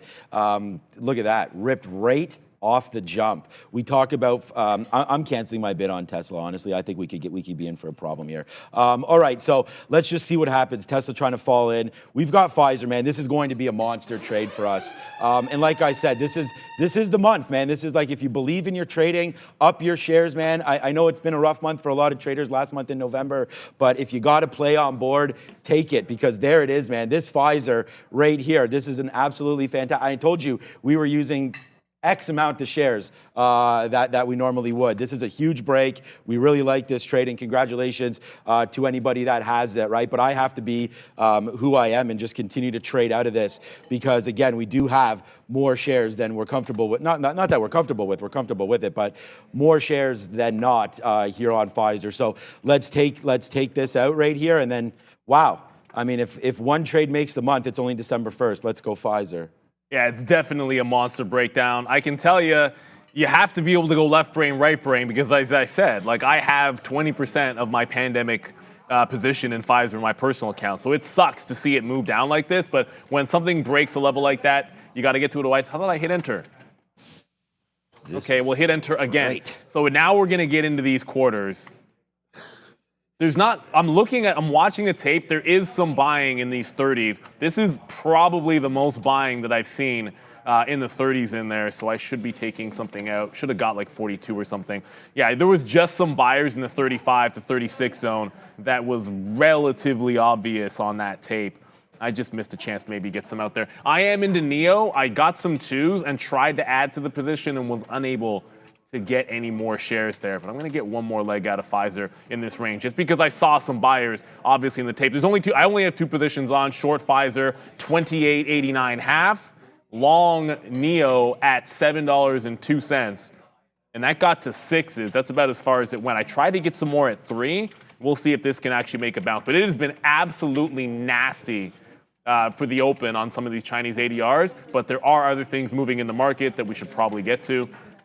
Tesla, it has bounced off 232, but that's just for now. I mean, I don't know if it's going to hold or how long this is going to be able to hold out. Tesla looking pretty weak, and a bounce happening as we speak in Marvell. So Marvell down on earnings. It's trying to make a bit of a bounce. I did love that 53.5, but I don't think we get a chance to trade off of that. So I'm looking for the short to pop in Marvell, the chip name on earnings. Yeah, let's see what else we're looking at there. I like Marvell as well, but we'll look at something like NVIDIA or something. For me, earnings plays, I mean, I'm going to look at Salesforce very, very soon here. Palantir makes that move down, man, now down 1.7%. Oh, AMD screaming up. AMD screaming up, okay.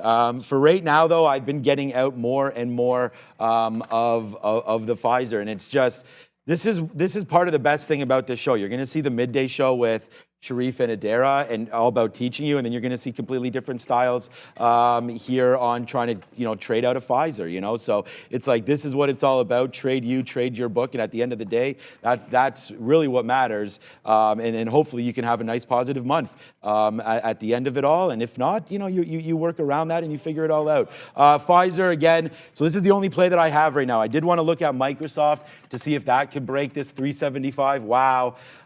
Yeah. I'll take this short. This one may not be the one that works, but a scared trader is a flawed trader. So let's wait to see what happens if it does go down. We like what it looks like. The market is hitting lower. I generally play bounces though, so breaking it like we did yesterday. I mean, the break yesterday on Tesla there at 243 was fantastic for the short early. It's 9:40 right now. So the thing is, it's like early. I was gonna say it's still early, but yesterday I already had that the Tesla position board's break. still. The position board's down. Fabian's over there working on it. So all right, let's go over and see what Adara's up to. Mara here just flying to the upside, up about 5% right now. Really strong volume off the open. This one was also trading higher pre-market along with the other crypto-related names as crypto has continued to be really strong lately. So keep an eye on these crypto stocks, including Mara. So I'm down to the position. Apologies for the position board. I'm looking at level 2s and charts, and when I look at my program on it, I realize that you can't see. So I did get that one fill at 48. I'm now down to 5% of Pfizer. There was a buyer. It was buyers 35 to 40 that stepped in there. If I had liked a long, that's probably where I think you would have gone long. But I'm not looking long. I think you can still get to 28. I want an opportunity for a reentry. That usually feels like 28.75, like that kind of 3/4 level if we can get it. NIO still long off the 7 even area. It got to 10s. Every bounce off 7 has been more and more shallow. Yeah, that's right. More and more shallow. So I want to respect that fact. I was able to get that fill at 3 after all. So I got 2s and 3s. It didn't really print. It got to 1s, but it didn't really print it. So I mean, NEO for now making a nice little bounce in there. It was UiPath I wanted to get to. So it did not. I adjusted from 30 and said I needed to break the pre-market high. It didn't do it. So I didn't really get in. Now it's making a higher low into this top end break. So I think I take a shot at this one going through that top. It just wicked the bottom, which is a good setup. Like it wicks the bottom, maybe trapping some shorts underneath, and now is going to try and take out this top on UiPath. 9% short float. It's not bad. It's not gigantic or anything, but a decent short float on Path. We just took out more here, and like I was just saying to you guys in the chat, man, we had a great amount of shares there on Pfizer, so it's been good. We have about 15% left. Thank you, Sharif. We have about 15% left or so of this trade, and it's been a good one. So we'll just continue with that and watch out. Some of you mentioning that GME is starting to take a little bit of a run. Yesterday we were long at this in this area of 15, so. Wouldn't surprise me if we do get to the upside here a little bit off of this. I'm going to stay away from GME until it really, really gets going. I don't know. There's so many more things to do right now. I mean, we are literally 40 cents in the money on Pfizer. We're still looking for Microsoft to break lower. And I was debating taking this. NQ. Okay, 75. I still like the 75 there, but honestly, guys, I don't know if we're going to come into play on that yet. On that for this. Meta's moving around. Oh, the other name was Tesla that I wanted to talk about quickly because it just did go up to that 235 area again. So this is an area that we've held in the past. It just wicked the top. That's a 200 period there on the 1 minute chart. That's generally something that we like.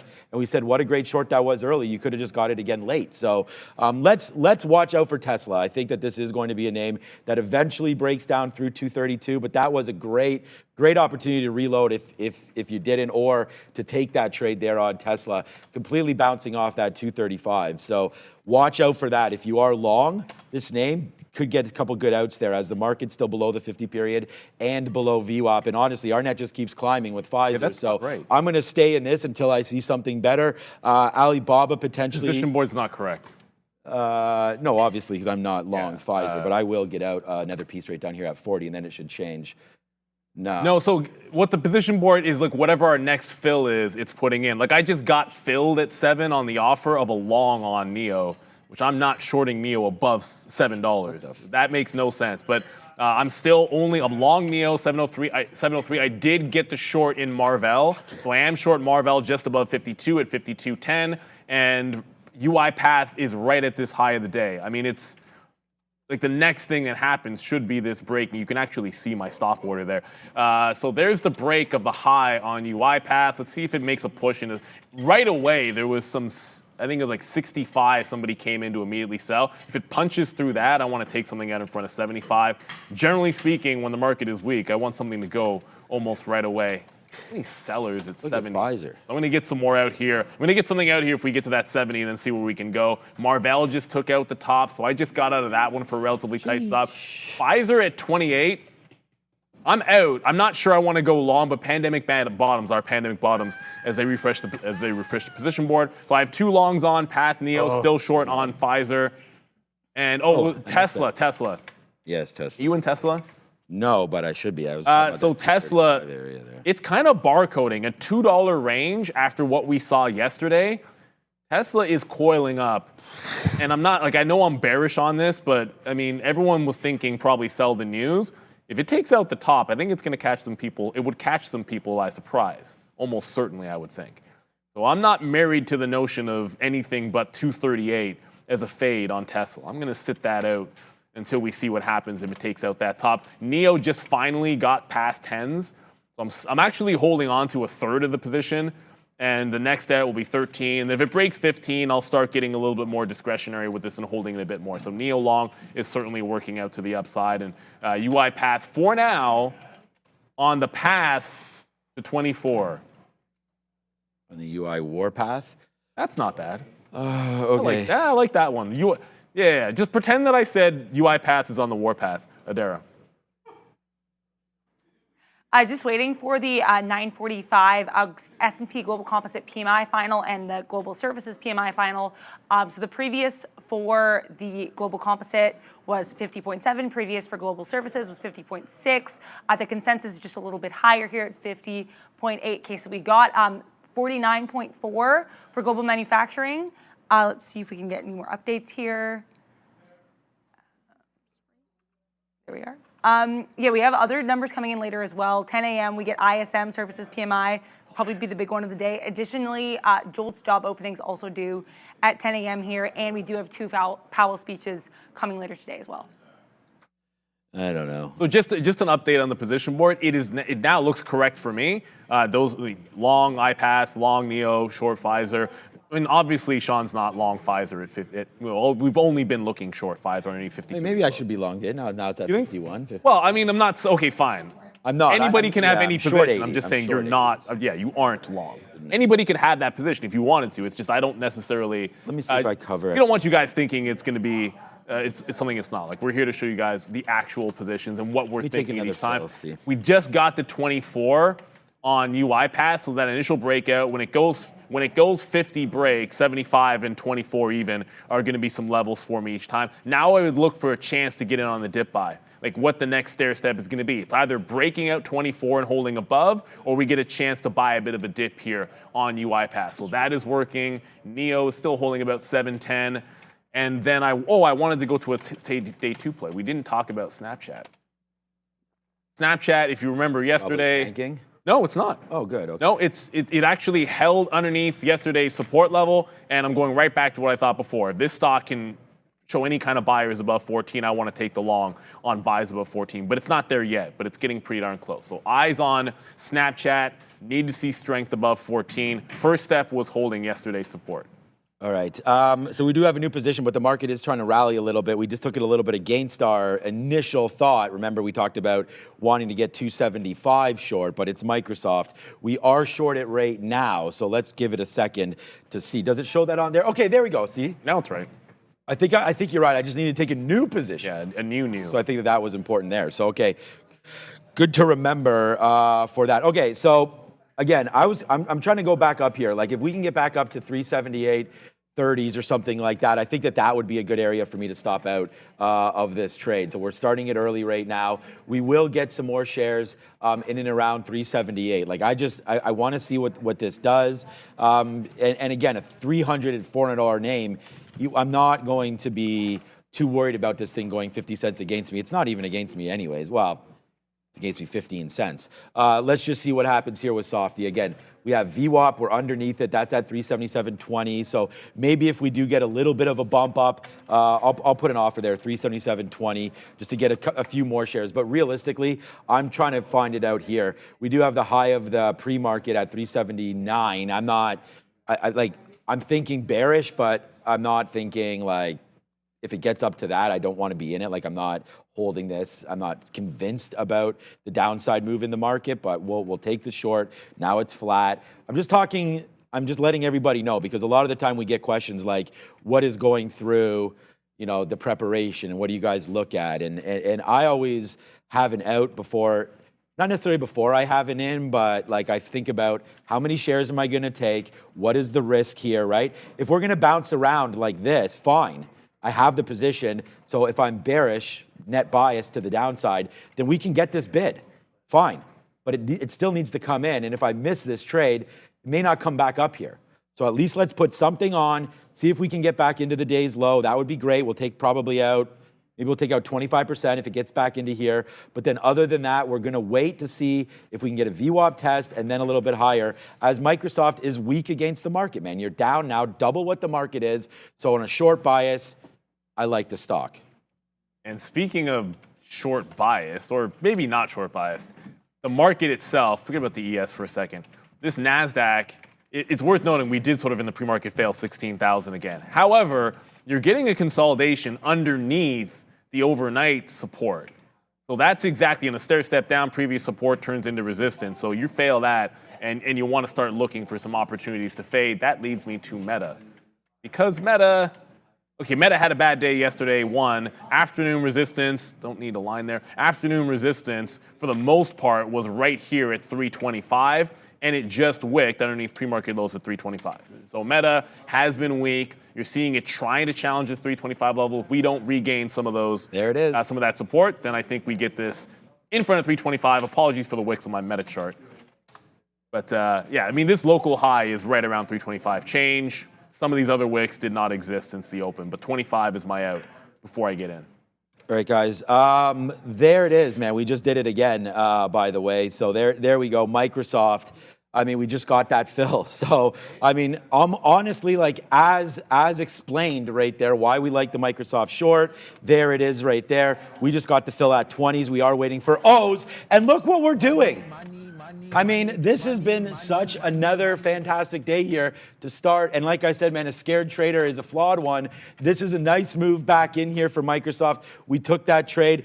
And this is always going to be my problem, and I'm here to tell it to you. It's like, you know, I never take as many shares because I was just talking about why I wasn't overly convinced that this move was going to happen. But hey, you know, what someone's medium position or small position is someone's large, and someone's large is someone's small. So it's like you just got to understand the process and move forward with it. So there goes Microsoft. Here it comes to the downside. We explained why we liked it, and I just hope that some of you jumped on board with this because it's not a huge win. It's only 60 cents right now, but let's just see where it goes from here. We've already talked about getting some out if it comes back in. So there it is. And there it is again. Let's just go. Shout out to the Sharif man for that one, teaching me how to do that. Probably you guys are annoyed by it. But there it goes, man. When you have these trades on and you know, you're in the business of making money, this is what it's all about. So again, congratulations to everybody that's had some of these shorts with us today. They've been absolutely fantastic, and I expect more to come. Let's go. Speaking of shorts, not the kind that you wear, but GameStop right now is not one. GameStop up 6. It was just up 666. That's weird. Sometimes I call it up and I see that number. I'm like, okay, that's a bit of an ominous sign. But it is super strong today off of randomly. It's not random, but it's 14.4. If you think it's random, then pull out your 15-minute chart. It is not a random level. I have 16.20 marked off. I thought that was a breakout zone yesterday, so I'm just leaving it in there. That's off the daily chart, 16.20. But if this holds 15 on the way back in, sometimes when the market is weak, squeeze names are your opportunity to go long. Right, like something that's not going to follow the market. I did get into the Meta short very quickly for you here. There is Meta.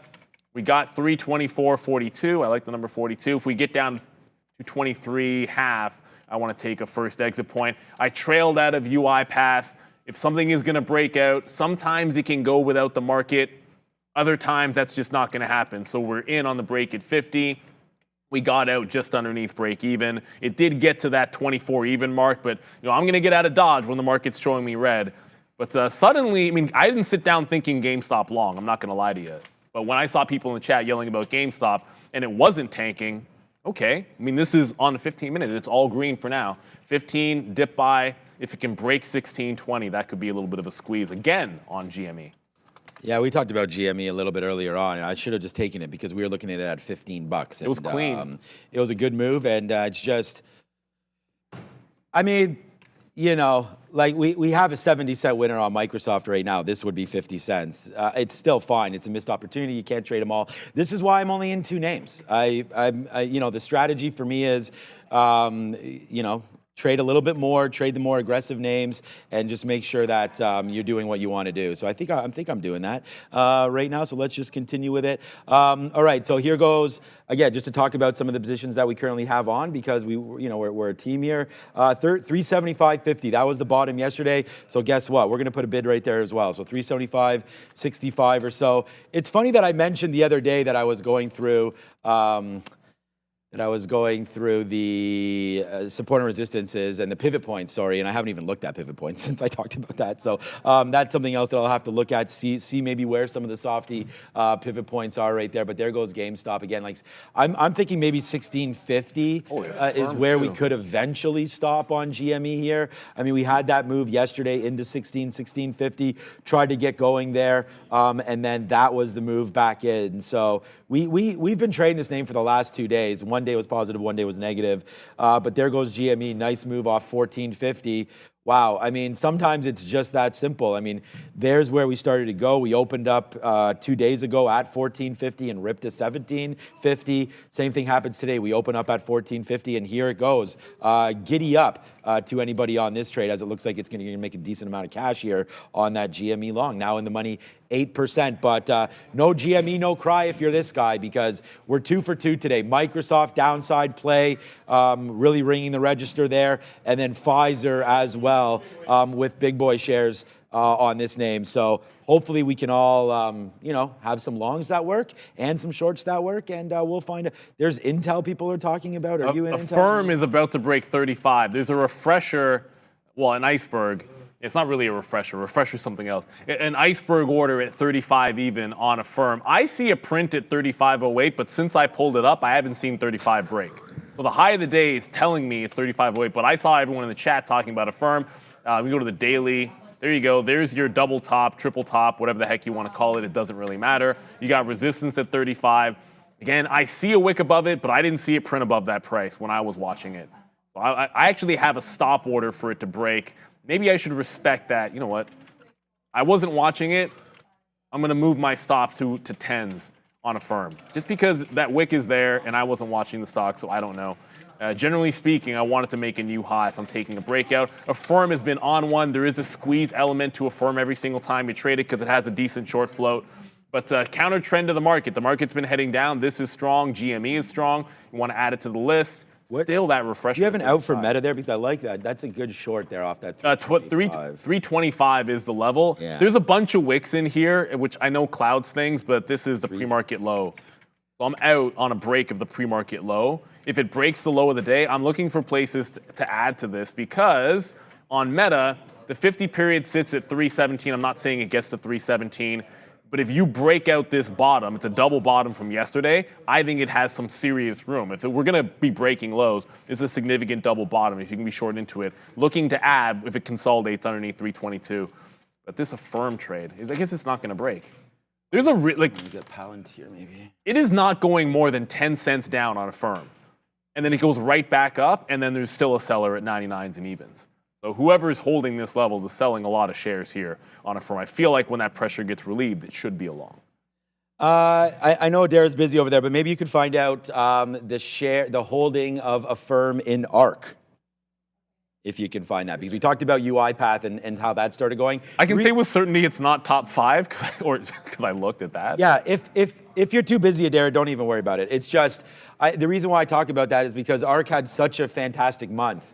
And maybe, the buying is continuing there on a firm. So fantastic. They should be shorting this level. That's kind of what I'm trying to figure out. Like, is there an opportunity to short some of these names at some point? Obviously, there is going to be. But I like a firm anyways. Look at Intel. We sort of brought this to everybody's attention, but it's not.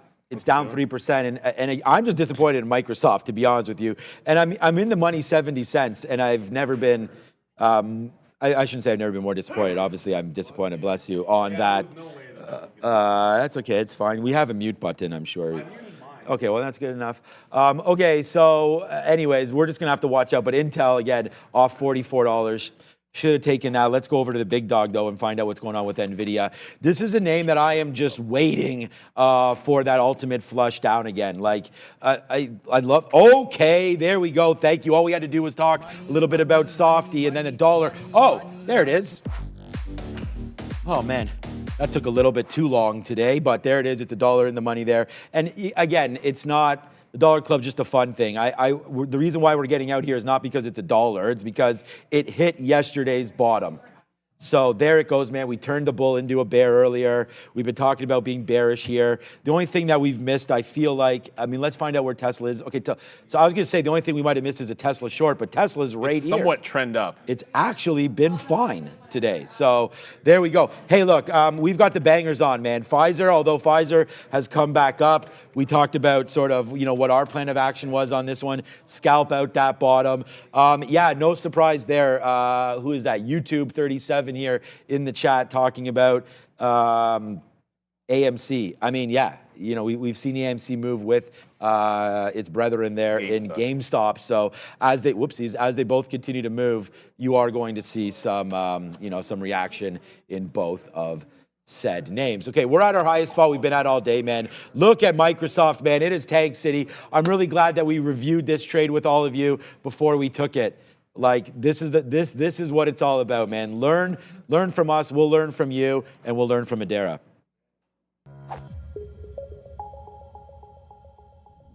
Just waiting on these S&P. We have the S&P Global Manufacturing PMI just coming in now, 52.5 versus the previous 52.1. The consensus there was 52.5 as well, so definitely in line. Oh, sorry, that was Mexico. For the U.S. manufacturing PMI, sorry, 46.7 versus previous 46.7 consensus was 47.6 there as well. We also have Fed Goolsbee speaking right now, and for the ISM employment, we came in, actual was 45.8 versus the forecast 46.6. So this one was slightly below the forecast for the ISM manufacturing. The Qs right now, just a little bit to the downside right now, just about 0.34%, continuing to decline right now. So reacting a little bit to this news here. In terms of stocks moving, we have Li Auto all over the place. We were higher pre-market. Now we're dropping just below that 1.68. This one is definitely of note, given the very strong data for deliveries, beating their yearly expectations already just for the month of November. We also have Ulta Beauty to the high side right now, up 12% after really strong earnings. Keep an eye on these names, guys. And Ulta was a huge runner aftermarket. Here goes a firm. So of course, when I get into it, I actually decided to eventually take the short, but it's not through that high. 35.08 is the current high of the day. I want to reverse this stock. If it breaks out that top, I'm going from short into a long position. Nope, not yet. It's almost there. I want to get to NEO in a second, and obviously was just reminded by that, by Adair about that. But this is a firm on a 15-minute, so you can see this is 3 days in a row. It's been testing this high, and each time it's pulled back pretty decently. So if a firm does make a pullback, I have bids in front of the 80 to 75 area, and then 34.60, just sort of looking at the range late day afternoon. All right, if we're not going to do anything off that level for now, then we're going to go back over to NIO, which it retests as 7 even. If it retests as 7 even, I will be very shocked and surprised. At this point, you're making a higher low. I did get the fill at 13 just as a bit of a review, and then I want to get something out at 17. But this market is now screaming back into the upside. Yeah, so I think some of the long starts come into play. Tesla really might be a breakout candidate. But if a firm breaks 10s, I'm reversing that one into the long. Yeah, there's only going to be so much negativity in Tesla. I think I agree with that one. And I think that it was, again, I think it's sell the news. The news was yesterday. The sell came in early today, obviously, as we hit down to 232. I wrote down 230 for possible dips. It looks like we're going to miss that by $2. But there it goes right back up to the upside. Now, this is why, so we're out of 60% of Microsoft. Obviously, we took 20, 40, 60. We still have another 40% or so, exactly 40% of this name left. So as we start to break higher now, you need to sort of think about, all right, what are some of these levels where we either want to A, reload, or B, get the, you know what, at a dodge. And I think one of those levels is right here, right now. I'm not like 376, and the reason why I say that is I'm not super happy right now with anything, because this market is really starting to head higher, and we just took out VWAP on that. Was there a number there at 10 o'clock? I probably missed that. I think Adair mentioned something. ISM manufacturing, of course, yeah. 49.9 versus 46, so that sparked it, right? Huge spark, there it goes. I was gonna say, huge move to the upside. Now you can see sort of what we're doing with it. Let's see where it goes from here, but it is a nice move to the upside and then a fade right back in, back down to lows here for Microsoft. So in what was maybe a decent short opportunity up there, turns out to be exactly that. Wow, what a move back down for this market. All right, let's go. Microsoft should have remembered the number. Yeah, the number was okay though. I mean, well, no, the problem was getting fills when you try to get fills. Yeah, I should have got shorter, right? Well, what happens is if it runs a level and the number happens, quotes pull around in the seconds around an economic number. So when Meta got back up to the 25, and I looked to catch it on the way back down, you're not going to get it. The spread's going to open up. So I actually didn't get filled on Meta trying to reload that short position, but it has bounced off the bottom. I'm going to have to take this. I'm going to take this out if it gets back down into that low. I think we're getting a little too greedy when it comes to Meta. I was trying to show you guys NIO. It's still stair-stepping to the upside. I'm going to move my offer to 715 just because it's showing some resistance at that price. And Tesla feels like a long. Like, it is stair-stepping up, and these wicks are a bit of a mess, but this is not all the same high at 37. It's basically making higher lows and lower highs the entire way. But you can see the trend is your friend if you've been long Tesla this morning, which I was not looking for, Adara. Oh, yeah. Fed Goolsbee speaking right now, just to be aware, saying that inflation is on track to come down to 2%, and it's coming down, according to him, exactly as the Fed would like to see. So just keep an eye, be aware of that Fed's Goolsbee right now, guys. So Goolsbee is our favorite person in the world. Well, I don't know. I have no idea. But I wanted to get back to Pfizer because Pfizer, I mean, if it gets back above 29 even, suddenly you made a wipeout bottom and got close to pandemic lows, and that's where you're bouncing. So that would be a pretty good, it's not trapping shorts because the shorts went like 2.5%. So, I mean, you didn't trap anybody. But if you get back above 29, I think it looks pretty nasty for Pfizer. I want to be reloading this position, but it's got to be a little closer to that 80 level to get some kind of a reload. Firm is still battling that 35, and GameStop is the other thing I wanted to get you guys. It rejected 16 pretty big. It needs to hold on to 15 even. I didn't have a level in between those two even dollars, so it has to hold on to this 15 even if I'm even thinking about that long. All right, guys, so we got some out there at 375. My price is not going to look like it's a Dollar Club winner, but it's a hell of a winner right now, as we'll go, it's a chicken dinner winner, believe it or not, because we shorted more Microsoft through that 375. Look, we have two trades today. We're going to go 2 for 2. So today we be smoking right now. I mean, whether or not this goes against us, who knows at this point. We are starting to scalp some more out as we do take below. We take that 375 level right here, right now. The only problem, like I said, I keep saying actually, is that the market is hovering above the 50 period. It's hovering at VWAP. And I don't know if we're ever going to get this huge move down or huge move up in the market. We've seen a lot of this. Right? Like, we're basically where we opened. I mean, you had that huge move down, touched it, made that top again. You can see both tops, both tops and bottoms. I got to sort of watch out because, honestly, guys, the amount of money that we're doing, printing right here on some of these plays, if we had just sort of, been as patient as we can be with them, would be real nice. There goes Microsoft breaking down lower here through 374. We talked about support and resistance and pivot points. I mean, we're through R1 right now, which would be 375, and here we go back in, looking for down here support, S1, S2 on support coming back into play here. So honestly, guys, I got to try to manage this position a little bit, but it's been a great trade here today. I hope you guys are having fun, man. Pfizer and Microsoft, 2 for 2 for the bad guy. The bad guys are the good guys today. Because, I mean, obviously at the open, I mean, bad guys when you're shorting because nobody likes when the market goes down, but the trend was pretty clean off that open.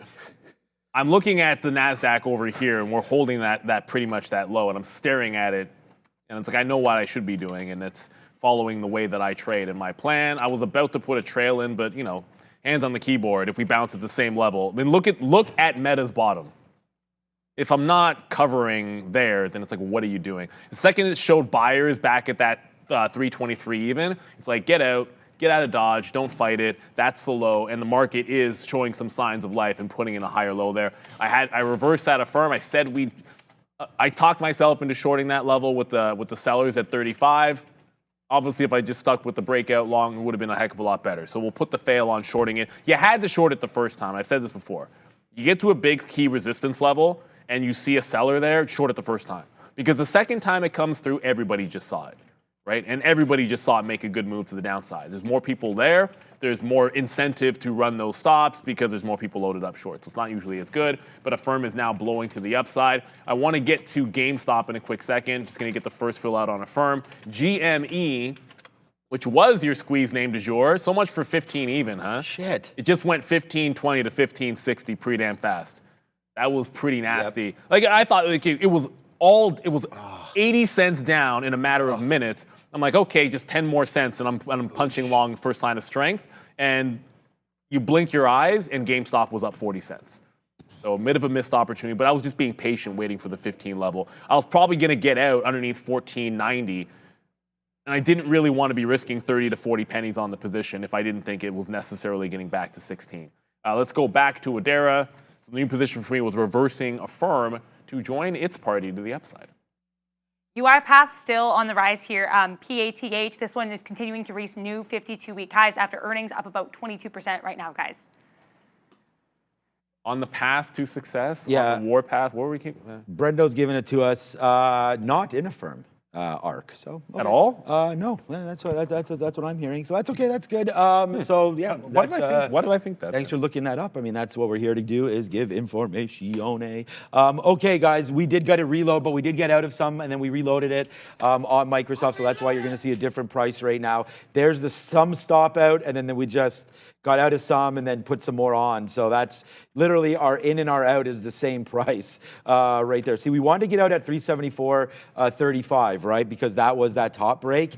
And then if that failed, I wanted to get back in. So we got out, watched it. It did not push 50s, so we just got right back in, and now we are at the highest spot we're at today. And here's another dollar. We just put this on, so here's another dollar club for us here on Microsoft. And again, if you're watching the sticky note, that's all you really need for today if you're following me anyways. And because we just have the two trades that we said that we'd have. There's only two trades that have hit so far, right? The Tesla long 230 is not there. The Palantir long at 19 is not there. The Alibaba short, we could have just punched at the beginning. Our Pfizer short is exactly that price. That is where we're short 28.80.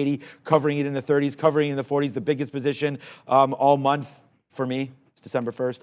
And then we have also, we added Microsoft. Microsoft was a late addition right here, a new chart looking for 375. Be patient with the potential short. So, I mean, if you just have Microsoft short break 375, you're 55 cents in the money.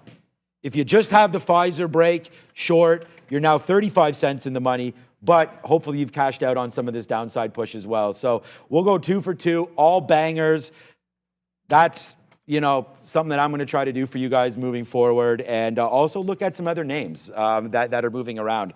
And let's just continue to watch our sticky note and watch you guys in the chat as well for any cool ideas. Like people might right now mentioning, yeah, you know what, Upstart? I mean, just Upstart, Affirm, like all these names, they're all probably moving in sync right now. So there it goes, man. Upstart, another huge move, trying to break out higher, up 7-8%. Look at this 30 level as a fade right now.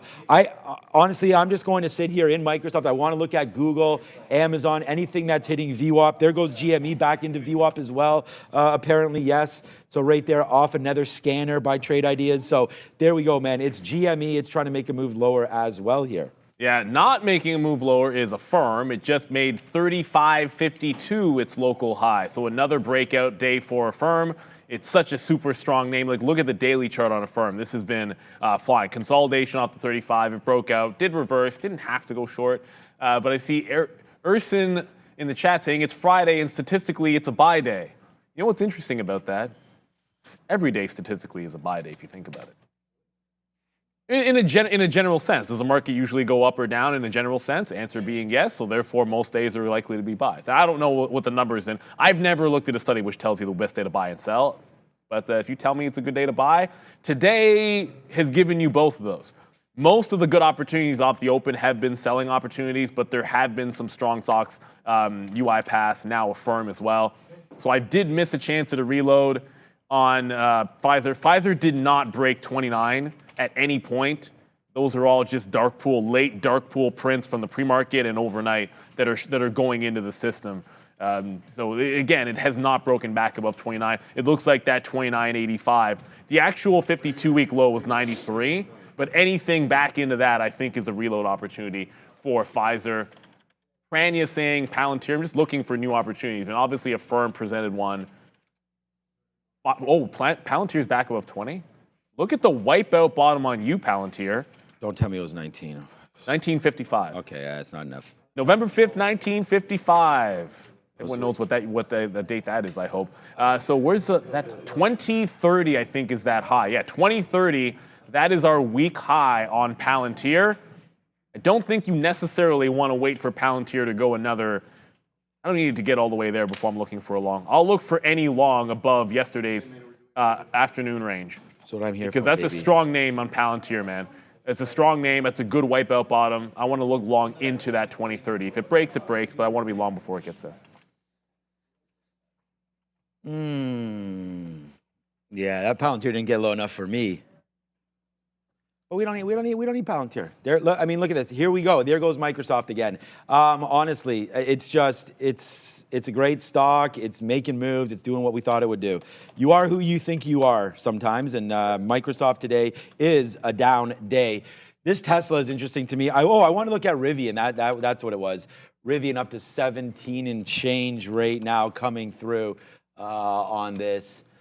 1775. Okay, that's still Tesla. Hold on a second. Why didn't my chart change? All right, there we go. 1730 for Rivian. What does that look like? Man, it's still, it's not, like 1750 is great. And the thing about Rivian is, although this market continues to make new lows, as there it goes, man, we are now $1.30, $1.50 in the money on Microsoft for its third dollar club move of the day, it looks like. But there it is, man, 1740, those wick highs. It's just Rivian's up today. It's up 2.5%. I'm trying to play shorts, so I feel like we need to eat my shorts there. So shout out to Bart Simpson and just wait on what's been happening here in the market and just let it develop. Like we just mentioned there, Friday's going to be a down day today, which it looks like. We're finally under VWAP. Like, do I want to give up the shorts now that we're finally under VWAP? I mean, we've been reloaded. It's just continuing to make that move. And look, if NVIDIA loses it as well, then that is see you later. The stock that I was looking at for something was going to be SMH. We talked about how the semis, in my opinion, and we've had this opinion now for a little while, at least this last year, that the SMH is really the index to watch, because if you lose NVIDIA, AMD, and some of these chip names, Intel has been on a huge run as well. This market could be one of those next things to go. So watch out for this. This 158, that's a pretty key level. I do want to buy some more SMH, and I want to buy some more NVIDIA if we get to the downside. Oh, you know what? CRM, actually, that was a name. Hey, what's up? We forgot about this one. So CRM, wow. We talked about a day two play. Again, it's just funny. This market is absolutely tanking here, and I kind of forgot all about CRM, and it's just making the move higher. So again, any weakness in this name probably needs to get bought up, guys. CRM down here near 253, 254. Let's see if we get a VWAP bump back in, because this name needs to get back to its home, which should be in and around 250. But look what's happening right now. Let's just go, man. This is a face slapper right now as Microsoft, there it goes, man. We're your huckleberry today, Microsoft, as it continues to go to the downside. And it's not even like, oh man, where did we pull this out? We pulled this directly out of our rear and posted it right on the sticky note for you. So there it goes, man. 2 for 2. Ring the Reggie here on what's going to be an awesome morning. And it's only 10:17. It's still relatively early. And Very I early. am going to request a coffee. I'm not going to, usually I would want a coffee this time, but you got to take some profit on some of your longs, because the longs that have been good, they're starting to pull back in. I'm not reloading NEO in front of 7. I said this the first time it bounced off 7. I'm doing exactly the same thing. I think if it breaks this level, I want to look for a short opportunity down here. So the last of my shares, I got to fill at 13, didn't get to fill at 15. I actually got out when it broke the higher low. So I just punched out. There was a lot of weakness. The market just broke a low as well. I'm still into Affirm because it's holding that 35. UiPath is doing everything it can. I'm out of UiPath, but it's doing everything it can to hold 24. It's some buying above that level, but it's not the kind of strength that I want to see just yet. Tesla is showing signs of weakness. For the first time today, you're actually seeing a Tesla participate in some of the selling. Can't believe we're not short. The stock, I mean, for me, I had 238 for Tesla. Yeah. So like I'd want it. But the interesting thing for me right now is that Rivian's up 2% and looking pretty bullish. It's making higher lows. This is still looking strong and above that $17 level. So, I mean, I don't want to say Rivian is a long just yet, but maybe it can. I'm going to give it a couple of minutes to see if the buying holds up here, but Rivian could be in the other bucket. Tesla, I think, is showing you signs of weakness finally. I like 238, but if we don't see 238, it might just have to be something around 35 or VWAP to look for a short entry here on Tesla. Affirm, I'll give a chance because Affirm is a squeeze stock, so I want to give it a chance above the 35 to continue going. We already got some to 35.50. This can still go even if the market's falling apart, but at some point, the market's that weak, almost everything comes in. True. One of the better things, not better things, there's lots of good things, but a good thing about living in a major city like Toronto, my kids today are on a PA day. They're going to the Scotiabank Arena, which of course is where the Raptors play and all that, and they're watching the Raptors 9:05 today. So that should be a fun day for them, and I'm excited to hear all about their gallivanting around Scotiabank Arena. We've already given them enough money. They have a little gift card. It's a cashless system there, as it is in many major parks. So I'm excited to see what they wind up getting, and I hope to everybody, if you have kids that are going there, if you're in Toronto, I think there's some sort of it's like a holiday game that's going on there, and the Raptors 9:05 is awesome to watch. My kids, yesterday my wife went out and bought them all sweaters so they could wear their Raptors gear, although I think my son already had a Raptors shirt, but my daughter did not, so that should be a lot of fun for them, and that's where my mind is right now, because you know what, we'll raise the trophy up here today, like being able to do what we're doing and only have two stocks. I mean, this is the way that, and you're gonna see we're gonna be hashtagging real trading, and there's gonna be reasons for all of that. But like, this is exactly the system that I'm trying to do. Use a little bit more shares, hit stocks that we like, and try to be a little more aggressive than we have been in the past with some of these plays. So again, just congratulations to anybody that's been on the short here today. And I know Neil was in and out of some longs. There's been good longs as well. And if you're trading your book, that's all that matters. And the more that I read, and I'm not reading anything, I'm actually listening to the audiobook. Just trading in the zone is the one book I'm doing, or one thing I'm reading now, and they're listening to now. And then the other book that I listened to about 6 to 8 months ago, and these are the only two books that I've ever read as far as and Reminiscence of a Stock Operator when I first started about 20 years ago, but it's Trading in the Zone, and then One Good Trade. So I'm always thinking about that now. So like one good trade, how many of them do you need in order to, have a successful Well, day? in that book, it's like 1,000. The answer is one good trade. Adair, what up? Lots of small caps running to the upside right now. We have View up almost 100%, but this one's been halting a little bit. Yesterday, we had news that a 10% owner of the company had made a $208,000 sale. So keep an eye on View right now. We also have Nexi. This one's still halted. Neximmune, NEXI is the ticker there. No current news on this one. Keep an eye on this name here right now. We also have CMND, Clearmind, up about 30%. This one has been running the last couple days after news of its successful weight loss drug in collaboration with SciSpark. Keep an eye on all these names, guys. I wouldn't mind watching. What's interesting is we were just sort of talking about One Good Trade. There's his other book, Michael Bellafiore, is the Playbook, and that's the one where he actually goes over some of the setups. Now we'll like loosely talk in our heads or out loud to you guys. If we weren't doing the show, I guess it would be in our heads about what you look for in a setup. Like the breakout on a firm could be when you see that resistance seller at 35, like what's your plan of action? Short in front, break it out above. You knew there was selling, it came in, higher lows all the way through, and that's like a clean breakout trade. One of the things that I will look for as a setup, and this could have been a better short opportunity, is if it broke the high, immediately rejected it. So like it breaks 35, breaks 35.10, goes a couple cents higher, the bids don't join, and then it slams back underneath, and the sellers show right back up at 35. That's an entry at like 90 to 95 with a stop at the high, and then look for a VWAP retracement. So there's lots of little setups that you have out there that are interesting, to be sure. But I'll slap the fill on myself. We talk about having a plan of action. Now, you saw me thinking out loud the entire time that a firm was holding that 35 level and not taking the short.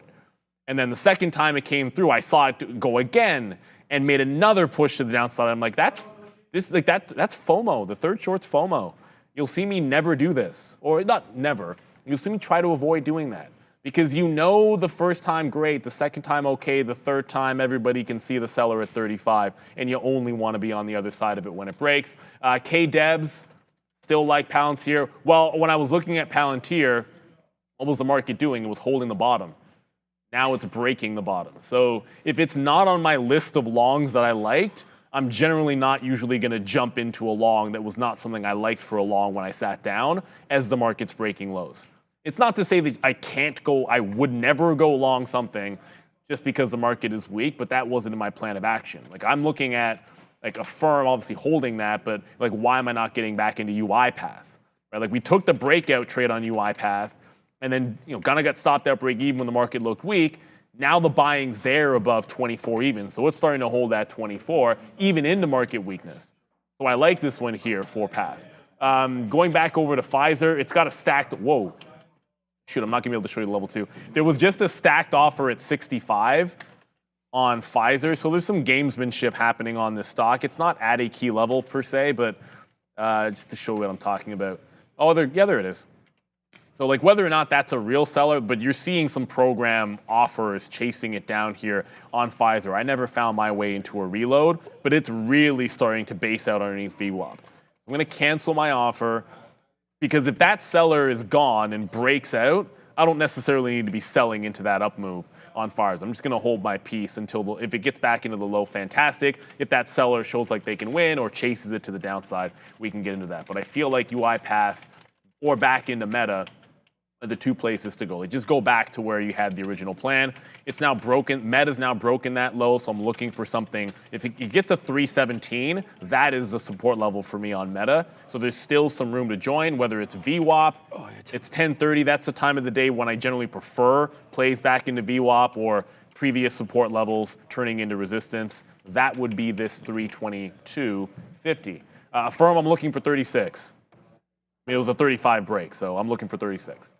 All right now we are in coffee. Right now we just got a little half piece here. The thing is like Rob fills this thing up, and then it's like I still have. Much. Yeah, it's too much, and then it gets completely cold. It's not that it's too much; just I didn't really. Think it's too much. Yeah, it probably is a bit too much, but that's why I never really finish it. So we'll just refresh with a nutta right now, and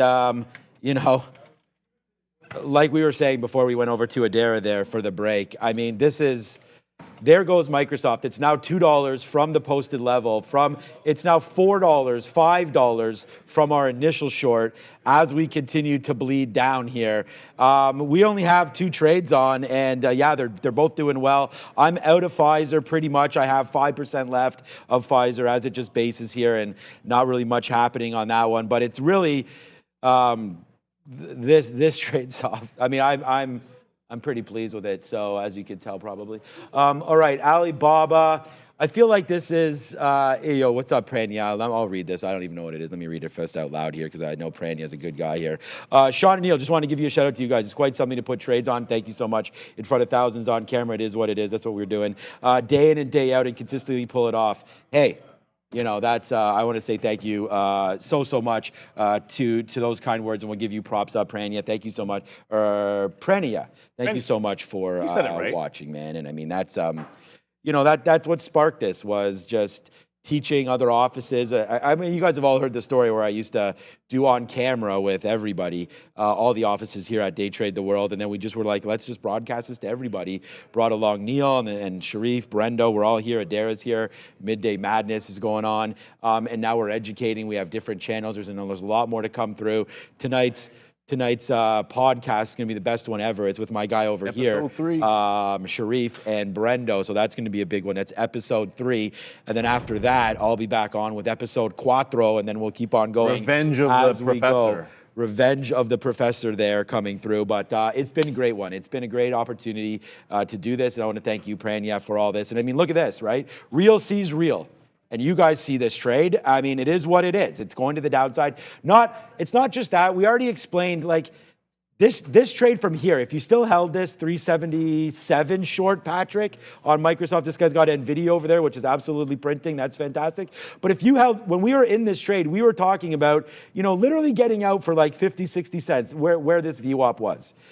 So this trade here at 377 short is now $4 in the money with a 50-cent risk, So it's like sometimes trades are going to work out and sometimes they're not. But as long as you're basing out your decisions on something, I feel like you'll be fine. And, backtest, and backtest. Have faith in what you're doing. I told you a scared trader is a flawed trader, and you have to take the trades that you think are going to print out for you. It's why we hit Pfizer big today. That's why we doubled this up on Microsoft, and that's why we're here. So Shopify actually hitting VWAP right now. Let's see if there's a new opportunity, because honestly, I'm just going to wait to see what happens. We're just now back in to the day's low on the market. Shopify has actually been pretty strong again. This comes on an alert for VWAP. I don't claim to be, a technician, obviously, by any stretch of the imaginations. We have great technician friends that are showing up every single day. We had Michael Noss, and then on the recap show, pretty much every day we have a CMT to talk about levels and support and resistance and everything like that. But when you're intraday trading, all I'm using is very, very simple, my eyes. If I see that this level has been the top, I'm going to call it a top. And then if we start to break through VWAP, I'm going to use that level as some support in this situation. And right now, Shopify relatively strong. This could be a nice little buy opportunity. But what I've added to my abilities, I'm hoping, is the bias side of things. And like right now, I am not going to take this Shopify long. Why? Because the market, and Neil said something ridiculous that I thought was good yesterday, red stay red. That was great. Like, technically today it hasn't. Yeah, so it's like if you're red and you're seeing red like a freaking bull, then bull sees red, not bulls in the market. Obviously, they see green. But bullfighting's bad. If you have, there's lots of things that are bad in this world, that's for sure. But if you are looking short on the day, do not try to buy dips in stocks, in my opinion anyways, and this is, again, maybe we'll write a book one day. Do not buy stocks unless you get an outsized move to the long, or there's individual stories like that Affirm breaking through highs, like if it's Upstart, trending up, GameStop. Yeah, there's always going to be, and that's another thing that's wicked about what we do is that you can change, you have the ability to make your own income and alter it as you see fit. If you're trading today, we're going to get to crypto in a quick second, but if you're trading today, obviously the market's going down. Your only chance on longs is you've got to find something independently strong, or you've got to find an otherworldly support level, right? Like a really, really big support level, or a stock that's just relatively strong. Now, having said that, I'm out of Affirm. And I'll tell you why. It was trending to the upside, but it's hard to say. So it got above 35.50. It made a new high above 35.50. Without showing you, I can't really show you on the tape because it already happened. But once it got above the 60 level, you just saw constantly 1,000, 2,000. Like there was just people plopping offers and constantly getting filled. Wow. Taking those shorts, and they're still doing it. You see how it's still happening? 60, they're just taking fills and then reloading them over and over again. So I just said, I'm going to sell and get out of it. But it's still continuing to go higher. But I got out of it shy of that 36 level. As the market is tanking, it's still looking relatively strong. And Pfizer has caught a bid. It broke those sellers at 28.80.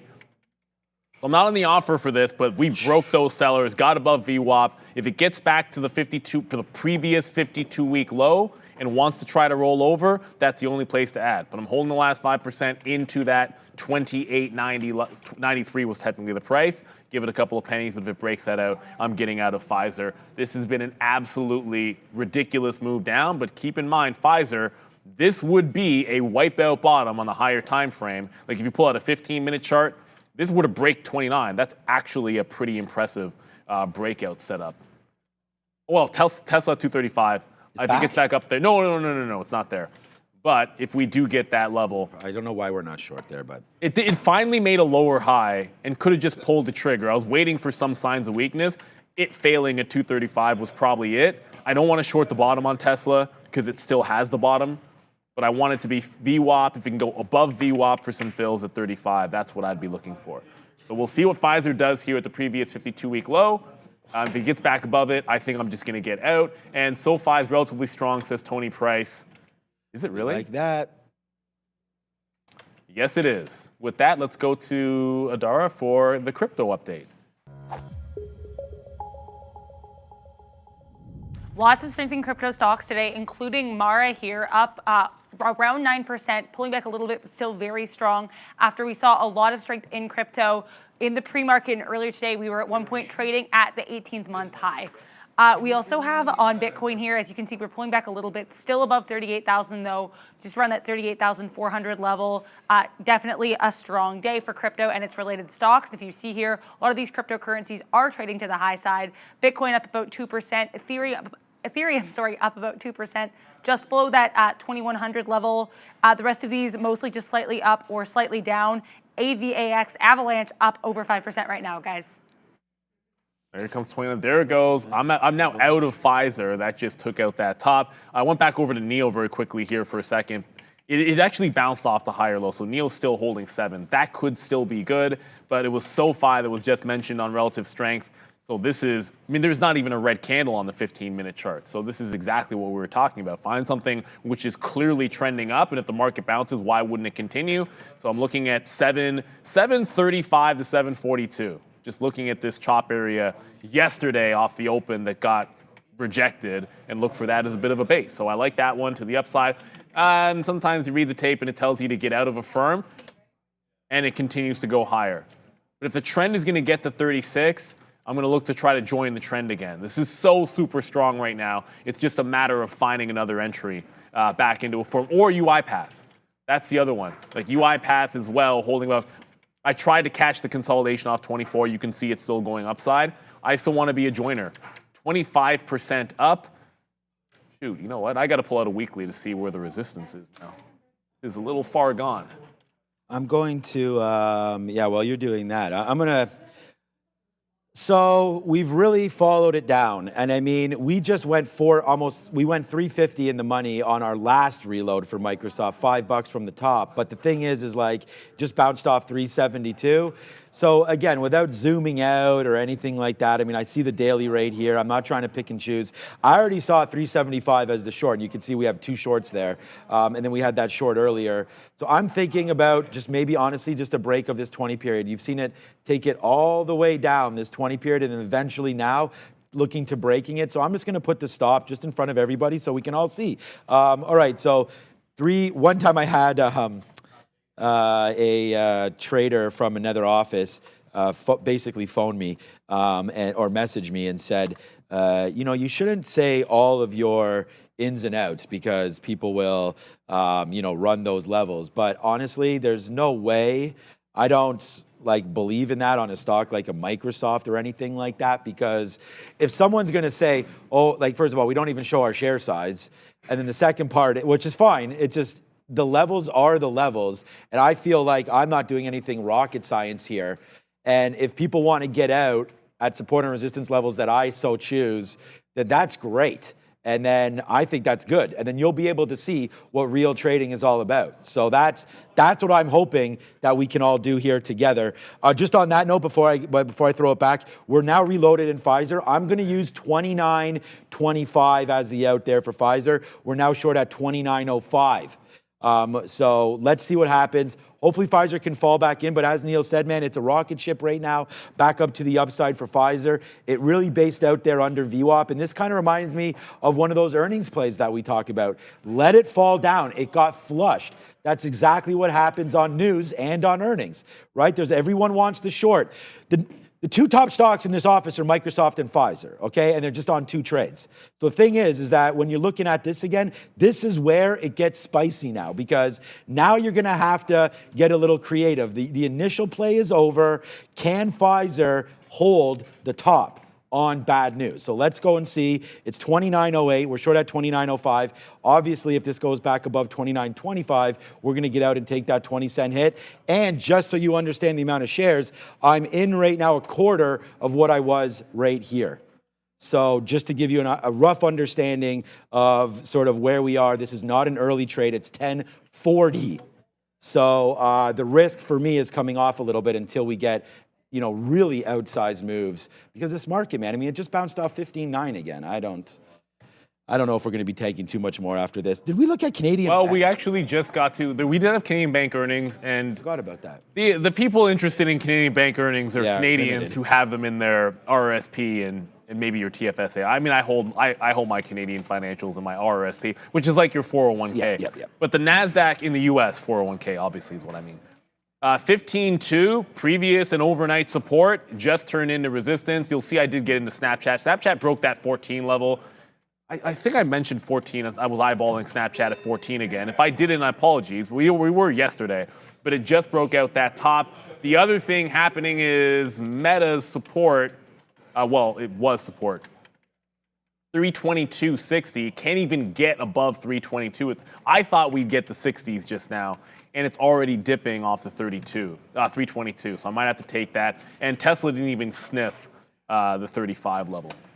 No chance. We didn't even sniff the 35 level on Tesla. That's where I wanted that short. I'm going to have to get the evens here if we can get it on Meta. Still give it to that half and see how far it can go. As UiPath just made a parabolic move into 2480. And when I zoomed out the weekly chart, $26 on UiPath Bring the pain. was that's what I found for resistance on UiPath was $26. So it's got a lot of room. I don't think it gets there, but it's got a lot of room before it finds resistance on the daily chart or the weekly. All right. I mean, guys, we're doing it again. Face slap, prop it up again for everybody. We just worked our way through Pfizer. Look at that short. We're short at 15s. Again, another 15-cent winner. And like I said, man, we were short at 05. So it came down. We took some O's, we took some O2s there, and now we're breaking lower. So even off the reloaded value, it's an amazing 6 cents in the money. I kind of joke. Let's just wait to see now where it can go, man. Here it comes right back in. Let's go. Let's go again. Wow, what a good day this has been here as we just continue to trade just these names, and we're damn happy to do that. Good movement down. Pfizer printing. Like I said, man, let's just keep on stacking it up. This is going to be one of the best mornings I've had in a while, and we've only traded 2 names, and we want to trade more. Let me look at Alibaba quickly for you guys here again to see if there's anything happening. Unfortunately, there is not. We wrote down 74. Oh, someone asked me, and a shout out, thank you so much for the words on that Microsoft trade, everybody in the chat. You guys know who you are. But someone said that it's not actually on the sticky note, Microsoft. It's 3 minutes after I posted it. I went over there and posted this attached. So it was just this level there at 375 for the short break, right? So that's what we had on board right now, and it's been a good one. The one thing that we haven't done for sure all week, I've been here anyways, we haven't asked you to hit the like button. 941? Guys, come on. I know many of you maybe had those first couple trades and maybe you're at the beach and you forgot to hit the like button, but if you are still with us right now, make sure you do it, man. For me personally, it's been a great day, and I just hope it has for you. And even if it's not, I hope you're enjoying all the banter, all the talk, all the fun that we're having. And honestly, just to try to show you that just with these 2 trades, right, you can make money trading. And I just want everyone to understand that, we're going to be here. We're going to go over to an educational show very, very soon. So if some of the stuff that Neil and I have been talking about is a little bit off for you, it goes fast. That's Sharif will not dumb it down, but explain new strategies and possibly things like you could say, well, Sean keeps on saying how important VWAP is, and it is. And I actually even told Adara that was the only thing that she really needed to look at early on, right? And so understand why that is and understand what's up with the sectors with the sector watch. I think that's important too. Sectors are pretty mixed. There's a lot of weakness in these technology-related sectors right now, including technology services. All the mega caps in this sector trading lower today. We also have in electronic technology a lot of weakness in these chip names, particularly Intel, down about 3%. It is dividend day. It also might be trading in tandem with Dell after its earnings, so keep an eye on that name for sure. We also have a pretty mixed health technology sector, with the exception of Pfizer, very much to the downside after news that it's canceling one of the weight loss drugs. Energy minerals also on watch right now, very strong. Some strength as well in consumer services. Finance, pretty strong as well, with the exception of BRKB to the downside right now, guys. BRK. And, you know, I mean, there's been some, I guess there's been some selling in Berkshire over Charlie Munger, but at the end of the day, the market's been selling. I want to get to, go into the chat. we went to Coinbase, we went to crypto. I didn't mention Coinbase. Coinbase actually broke this week's high and then came right back underneath. So right now, Coinbase is in the midst of a failed breakout. But the one thing that gives me a little bit of pause is when you look at Bitcoin, it's at a key level and attempting to break out as well. So you have resistance on both BTC and coin, and it's relatively strong compared to the market. So I want to give it a bit of a chance. I'm out of Snapchat. If I'm taking long trades that weren't part of the original plan, I'm going to have tight stops on them. It broke the 14. I grabbed the 2s. It did not sustain the break. There wasn't a whole lot of buying above the 14 level. There was some, but it immediately met some resistance. So I was out for a 4-cent hit. And as far as a firm goes, probably got out of it too early. It just wicked the you-know-what out of 36 even. So it got to 36.03, slammed right back in. I still think this is a strong stock, but I do not like breakouts at this time of day, generally speaking, when something has been this parabolic. If it's breaking a new high, fine, but if it's breaking a parabolic one at like 10.45, I'm not punching that top. The dip buy has been the way to go. It's stair-stepping it into the upside. Still not a chance to get back into Meta, nor Tesla. I think Tesla's kind of like the disappointing stock of the day. Yeah, I thought, surprised me. You know, I came in, the first thing I looked at was Pfizer. The second thing I was looking at was, okay, actually, I mean, I was actually looking at Snapchat, and UiPath was kind of the third thing we looked at, and then it was Tesla. And I've not made a single trade on Tesla. I don't think I want to force it. I still like maybe a chance at this 35, but I'm seeing some signs of strength in the market, and Tesla never broke the low. I keep coming back into that. The one thing in EV land that I know has been strong is Rivian. So I feel like that Rivian's probably the trade for me, not Tesla, because Rivian is in a clear upward trend since the open. The market's strong. Tesla, I still don't know what to make of it, and Rivian is showing me signs of strength. So if I go long, I'll just go back to Rivian. This looks like it makes a heck of a lot more sense if we're going long something in EV land. So Softy was $4 in the money, but now I'm adjusting the stop because if it breaks through 373, we've already taken out the 50-period moving average, the 20-period simple moving average, and now you're starting to get back above 373. So if we break above that level, I'm honestly, guys, I'll take this and then rework it, right? Try to find the next one, onto the next, onto the next. And if we can find that, then great, because part of the problem that I'm realizing now is that, you know, like I'm already biased to the short side, so I'm really not looking for any long opportunities because I'm sitting in these two shorts. And by the way, like Pfizer was a really great reload there, man. And this is what I'm talking about. Like, you know, right into there and then get out on the 200. It breaks through. We get some 95s. Now maybe if we can get back into the 80s, that's where I'm bidding again next. I'm actually bidding 78. Actually, I have too many shares. I got to replace that right now at 78 because I don't want to get flat or overfilled as we got some nice fills down there. So now we'll wait. We only do have about 20% left of this position now, as we talked about what the plan of action was on that one. Tesla, AMD. So AMD just went up and down, I believe, on that move. Yeah, so AMD's right near VWAP again. And I said don't trade scared, but really, AMD's down. Okay, so it's at VWAP right now. This is, again, another pretty good opportunity potentially to make that short. We did just wick above it, though, right there on AMD. That got to what was that, 80s? So it's not even that bad. I think this is going to be another opportunity. I'd like to get out of my Microsoft first before I take a short here on AMD, because the thing is, if Microsoft rips up, well, Microsoft right now just tanked 50 cents, so it's all good. I feel like that 73 might be a good level. But this is something else. If you're not in position, or if this isn't looking so bad to you, you have the 200 period here at 120. We've got VWAP right here as well. this is a decent short, I feel like anyways, but I want to see Microsoft sort of settle down, which is trying to get going one more time to the short as it bounces off of that level that we're looking at, 373. So, all right, we could do a starter position here on AMD now that I realize we only have 20% of Microsoft left anyways. 119.80. So let's see if we can get a pop up about 20 cents to initiate a short here against the 200 and against VWAP for advanced micro devices. I'm glad you just said AMD because it made me pull up my Intel chart, and Intel just bounced. I had this line on the chart. I have to zoom out so you can see why. Okay, it's going to load up eventually. So anyways, 43.30 has been a big level on Intel. There you go. Now you can, at least you can kind of see it. It's been a big support level the last 2 weeks. You broke this down, and then lo and behold, when you said AMD, I pulled up Intel, it just wicked that previous support level on the 15-minute chart and got back underneath. I grabbed 19s, trying to add above 20s. This, if it stair steps down, when support holds, breaks, and turns into resistance, it is one of the most simplistic setups that you can look for because it's easy to spot in a chart, right? Like it's a big level, and then it's not a big level, and then it's a big level in the other direction. Right, so that's the idea behind it. Doesn't mean it has to turn into resistance, but it does mean that I'm usually looking for it if and when it does. So I'm into Intel for that reason. Tesla, thank you very much. Glenn Smith, Michael Jacob, all mentioning that Tesla finally pulled back into that 235 level.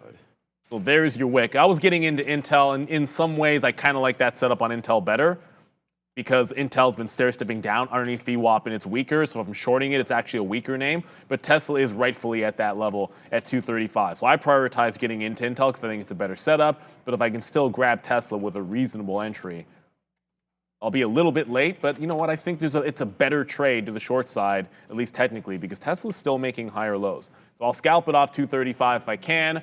I want to check back in on Firm because... oh, no, a Firm is not nearly as strong as it was before. Now that's showing signs of weakness. UiPath, which has been flying, that's still looking pretty strong up here.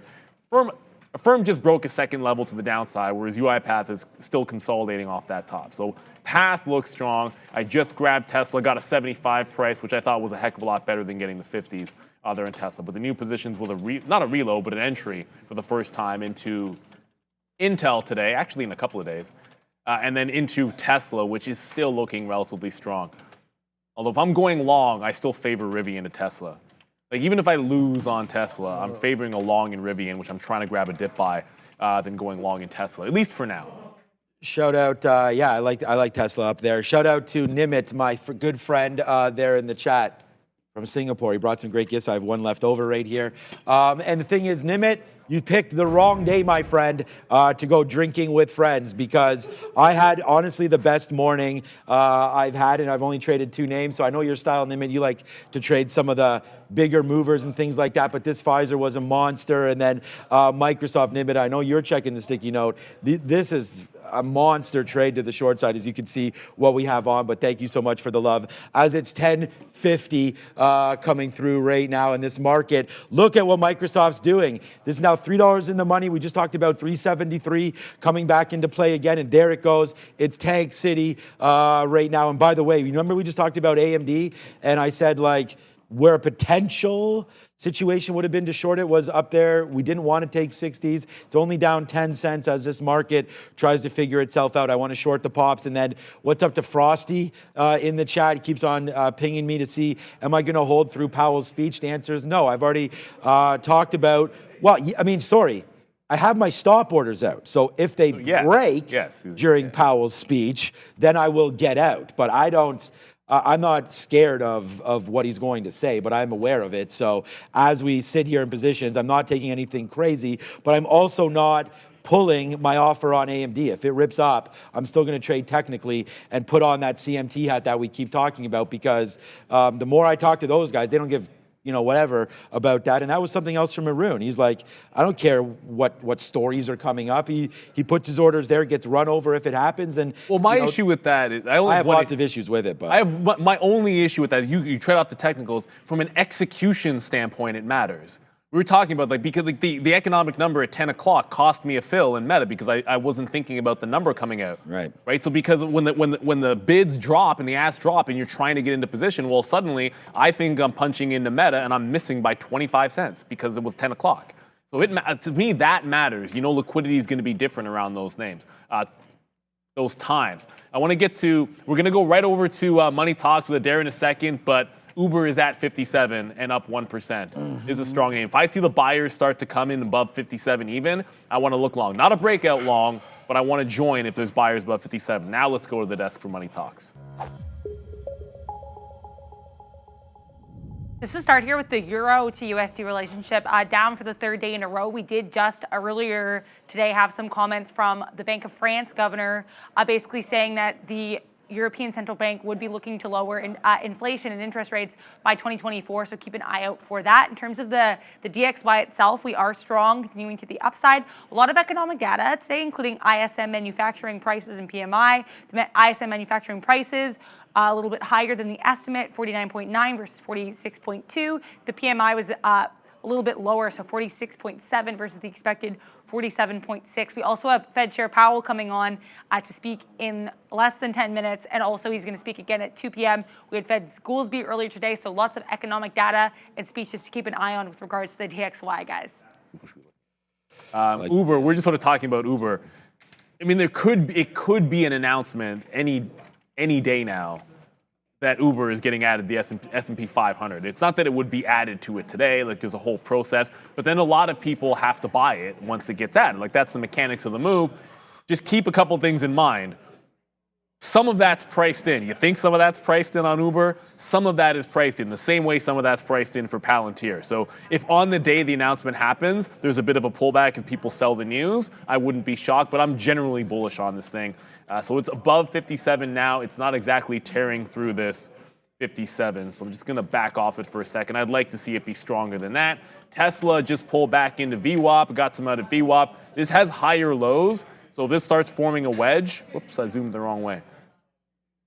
If this continues to form a wedge, which is lower highs, higher lows, I'll respect 233 on Tesla. It just bounced off VWAP and is showing me some strength in there. I don't even know if I'm going to get the dip on Rivian the way these EVs are going. Look at Rivian just hold the high. This is really strong today.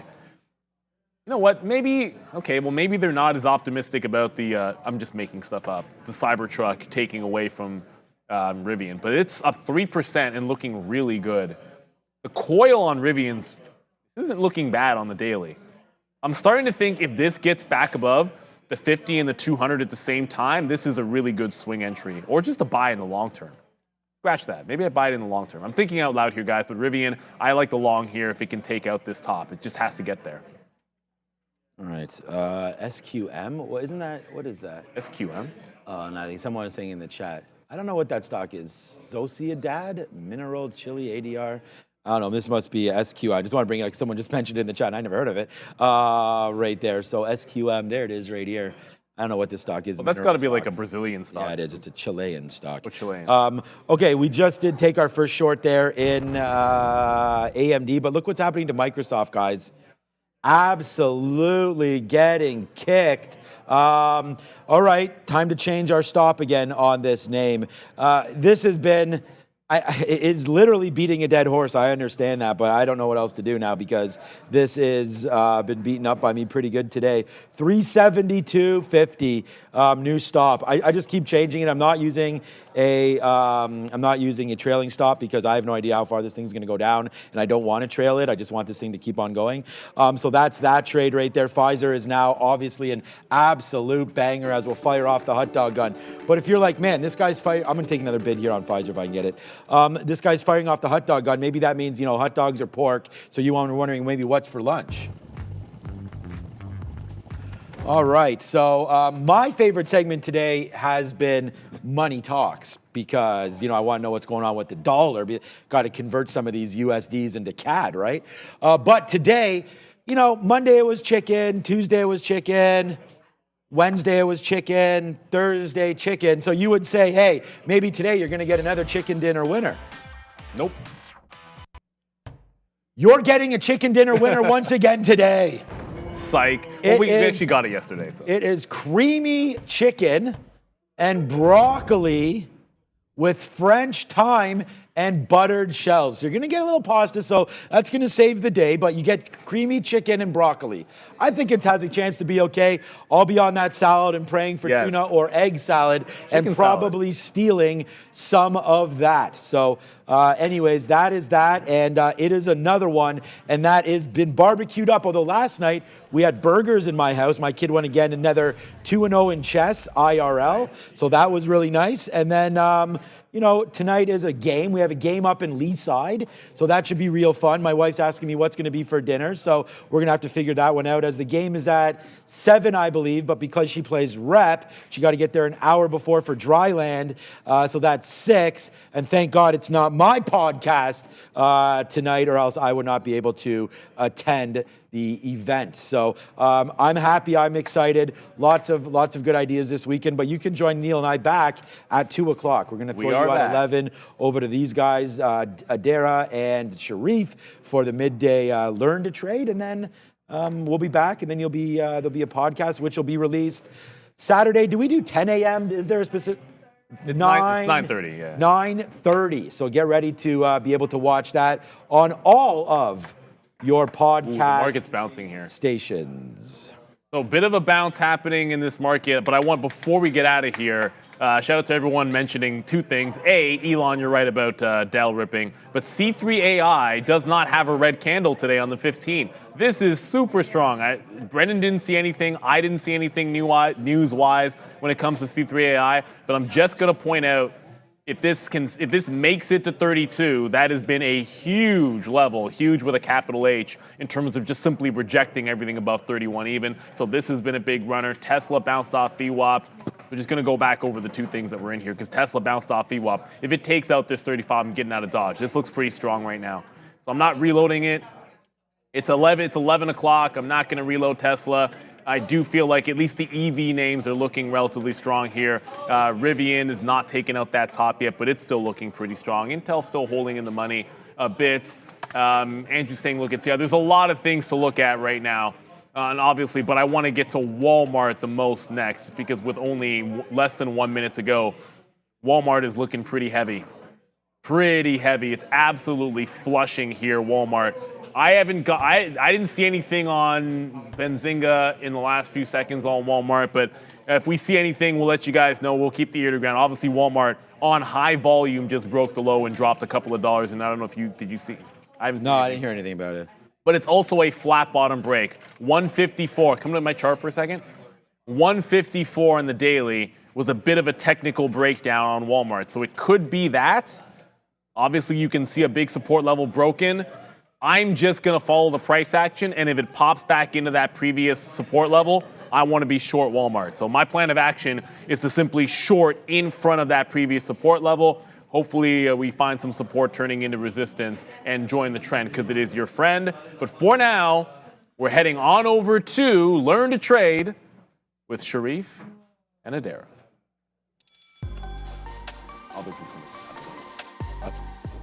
What is up, beautiful people? Welcome to Learn How to